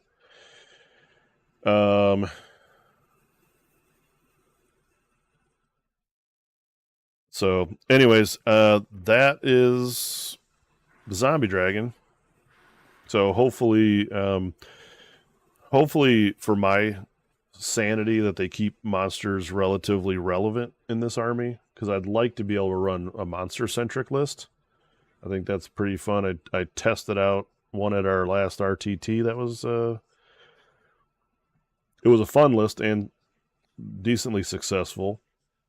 So I think when the book came out, we talked about monsters, and I said that I thought monsters might be the way to go with that new book, but you never really ran it. Well, I don't think it was the strongest list. I think still the strongest list was the whole bring all your dead shit back list. But I mean, I don't know. I don't like. Does the monster sub faction in 4.0 allow you to bring back a dead monster? Maybe. So we'll have to see. But anyway, those are the faction focus articles for this week. Which ones you like the best? Actually, I mean, I am biased, of course, right? But I do like the Flesh Eater Court one. It doesn't feel like they took a ton of nerfs overall. I think the only thing that we've talked about that I think is a big nerf is they lowered it so you can only reinforce once for any unit. So your unit sizes go from 9 to 6. And 6 of your elite guys are way easier to deal with than 9 of your elite guys. Also, well, not maybe bring them all the way back up. I mean, but it depends. I don't know. Like, we'll definitely have to get some test games in, because it seems like across the board, you're not dealing with stuff that has like Rend 3 or like damage 4 things, other than like your monsters or god characters or whatever. They also got rid of the save stacking, so it's not like you're. Oh, sure, yeah, I know, but. Like, if I'm dealing with stuff that's attacking me with Rend 1, I can always all out defense and still have 5-up save. I don't know. Yeah, I don't know. And maybe I'm just hopeful that I'm not just, like, get hit once and my whole army dies. I think they were designed as a glass hammer, and they had so much recursion that they were, like, not only a glass hammer, but then they also never went away. And so I think likely they'll bring a little bit of that in, but we'll have to wait and see. Yeah, I mean, nothing out there. Other than the Flesh Eater Courts, I don't know if I really liked any of the faction focuses, maybe except for Tzeentch, I guess. Niche is interesting. I liked it. But out of those 5 from last week, Yeah. Is that would be my take. I think Flesh Eaters still has a decent amount of play. Of course, Yeah, I think probably Flesh Eaters might be the best out of it so far. Out of those 5. Overall, I think rats look like the best, but we'll have to wait and see. I mean, there's so many. It's not out yet. Speaking of rats, we did have one other article that was released Friday that introduced the War Scroll for the new Rattling Warp Blaster. Yeah, guess we can take a look at that right now. Yeah, might as well throw it in there. All right. Again, pretty sweet model. It just looks like death. Yeah, Giant I've heard cannon. people are modeling it without the guys below. Fine. Sure. You can make it look however you want, like some more steampunky vehicle type thing. Yeah.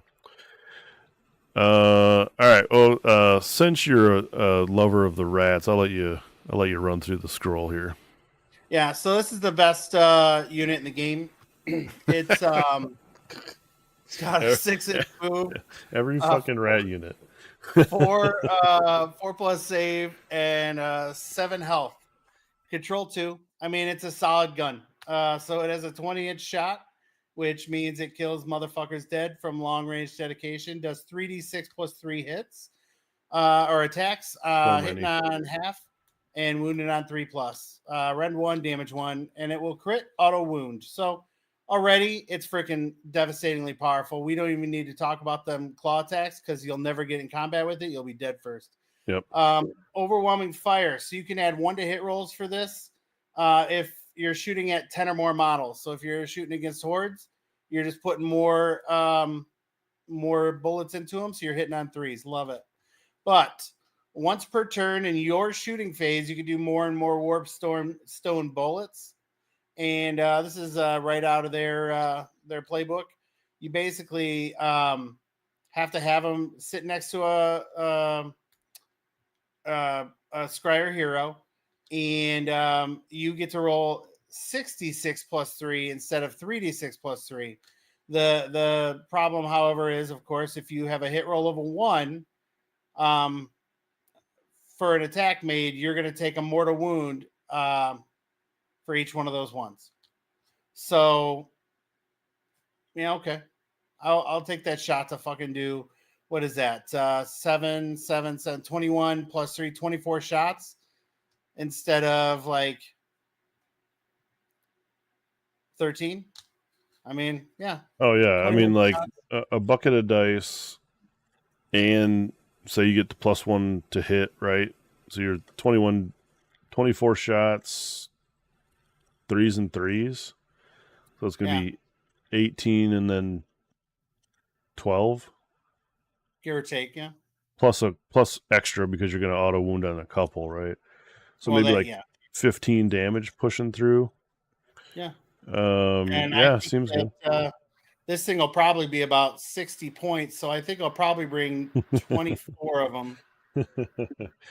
Yeah, Jesus Christ. Yeah, it's gonna be like the fucking shark version in IDK.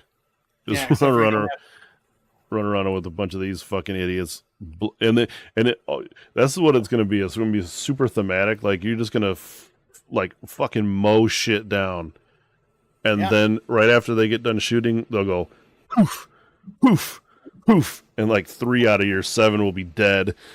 Yeah. Okay. Yeah, that'll be good.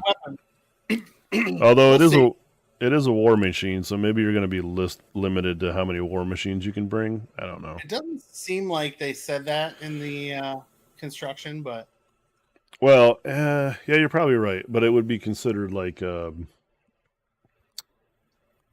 do you call it? An auxiliary unit. So you're going to be only if you bring it alone. I mean, if you bring a character and then 3 of these, and a character and 2 of these, and like that's fine. You could do that. Yeah. I mean, you got to bring a character that's able to stand close enough to multiple of them. Why do you need a character by him? Because then that's the only way they get the more and more warp stone bullets. Oh, I see what you're saying. To overpower it. Yeah. I mean, Logan makes a decent point. It doesn't matter. Like, if you don't give a shit about, going second or going first or whatever, like whatever your opponent declares you're going to do, you just bring a shit ton of war machines and you say, let's roll some fucking dice and hopefully you don't kill yourself. Well, also, I mean, they're going to make you go first and you have to move up because they're going to be outside of 20. I mean, maybe, yeah. Sure. I don't think the list works, but I think it would be funny to see. Well, I mean, like, you don't have to move them up turn one. You're just gonna say fuck scoring. I'm tabling you and then I'll score. Yeah, if you know that you're gonna be able to table an army with this crazy ass fucking war machine build, then you stand back and you let them move up, and then you shoot them and go. I don't know. Maybe you like have like a fuck ton of these, but then also like a bunch of doom wheels that run people down. Oh yeah, gotta have some doom wheels in there. Yeah. So let's say you go with 10 of these and 9 doom wheels. I'm in for that. God, yeah, that'd be like. Hopefully, doom wheels get a glow up because they need it. I mean, they were I would say that rat players are like fiending for some doom wheel action. I hear that a lot in some of the discords. Model. It's just a perfect looking model. It's just too bad that it's time of the doom wheel. That's what I'm talking about. Doom wheels forever. I think I have 6 of them here somewhere, just waiting, just sitting in there, revving their engine, waiting for 4th edition to start. Yeah, I mean, hey, look, that would be a list that I would like. More like it's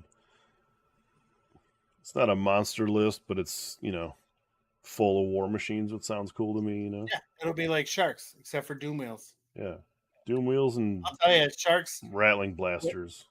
This weekend we'll talk about Sharks. I think we'll do Sunday morning because I think I'm going to leave Sunday to go out of town. But I am not happy with what happened with Sharks. Well, yeah, I guess we'll review that next week. This Sunday. Yeah. We're going to look at least right now, we're going to look at Fire Slayers, Idneth Deepkin, Nurgle, and Giants are coming out tomorrow. So we'll have that plus whatever is next after Giants. Yeah. So it should be cool. Maybe Fire Slayers will see some play this edition. I think they will. They look pretty good. So we're missing some Khorne. We're missing Slaanesh, Slaves to Darkness. We're missing the High Elf guys. Right? What are they called? The fucking elves. There's a lot of elves in this game. Techless. Oh, Lumineth Realm Lords. Yeah. I mean, we're missing a lot. There's like we've got to be more than halfway through. 15 We've done more. 6, 7, 8. I'll tell you 9, how many. 10, 11, 12 out of 32. So we got 20 more to go. I don't think there's 32. There's 24. There's 20. Yeah. So we've done. If they do Beastmen, and if they do. Well, they've released. They released 12 so far, which we haven't covered them all yet. But next week we'll do the next 5 or whatever. So. Yeah. We've seen no orcs. Yeah, there's still a lot. I feel like there's a lot. Oh, have we seen Dark Elves or whatever they are, Daughters of Cain yet? No. So yeah, I'm fired up. There's a lot of cool armies still yet to come. Yep. Some of my favorite armies. I mean, we've still got Soul Blight left to go. Also, in Death. along with Bone Reapers. And they're going to get a full rewrite. Yeah, they have to because their army doesn't function right now how it is. So, because they won't have all those commands. Or maybe they will. Maybe they'll be the army that gets tons of command points and they just do whatever they want. Yeah, maybe. Or their commands will just be incorporated into some war scrolls or army abilities or something. Just get abilities instead of commands. Yeah. But yeah, I mean, like, I think I did see somebody kind of like calculate out how these faction focus articles are coming out and what the belief is by the time all of these come out, we will be like 1 week left in June. Okay. And that is the expected date of the announcement of the pre-order. So like last weekend in June or something like that. And then would put that out, or like, I can't remember, maybe it was like June 20th something, which would put the actual release date first weekend in July. Okay. So, I mean, that's the hopeful timeline, I would think, right? It'd be kind of suck if they put out all the faction focus articles and then made you wait like 3 weeks before you pre-order. That would be dumb. Yeah. But I mean, they've done dumber shit. Oh, I agree. But if we're talking like, some kind of timeline thing that makes sense, hopefully we get the pre-order at the end of June, so early July we can actually have the box in hand and the rules and fucking go. Yeah. I'm ready right now. But I think that's it for the stream tonight, boys. It's quite a bit longer than what I think we had in our minds to do, but we also had quite a bit of stuff to talk about. The 5 armies plus the couple extra war scrolls that came out. So appreciate you guys bearing with us. Logan is the fucking MVP of the chat for sure. Champion. No Dell at night, I guess, but that's okay. Yeah, well, we'll get him in the morning. So come see us again. We'll make some announcements, but Sunday morning will be the next show this week, so we can get caught back up on track. Then we'll go over the next 5 armies, and hopefully we'll do it in a more timely manner than this week. If you haven't done it yet, make sure you click the boxes. Look at our Facebook, our Instagram, our YouTube, our Twitter. Join our Discord. Yes, sir. Follow us on YouTube. Comment on our shit. Yeah, click the things and make the dings is what they say, I guess. That's what they say. I think that's what young kids say. So, all of the kids. Yeah. Don't forget to get your Riz on, and maybe someday we'll come up with some gear so you can get a new drip. Oh yeah, get that drip, boy. Anyways, we're getting silly. We're out.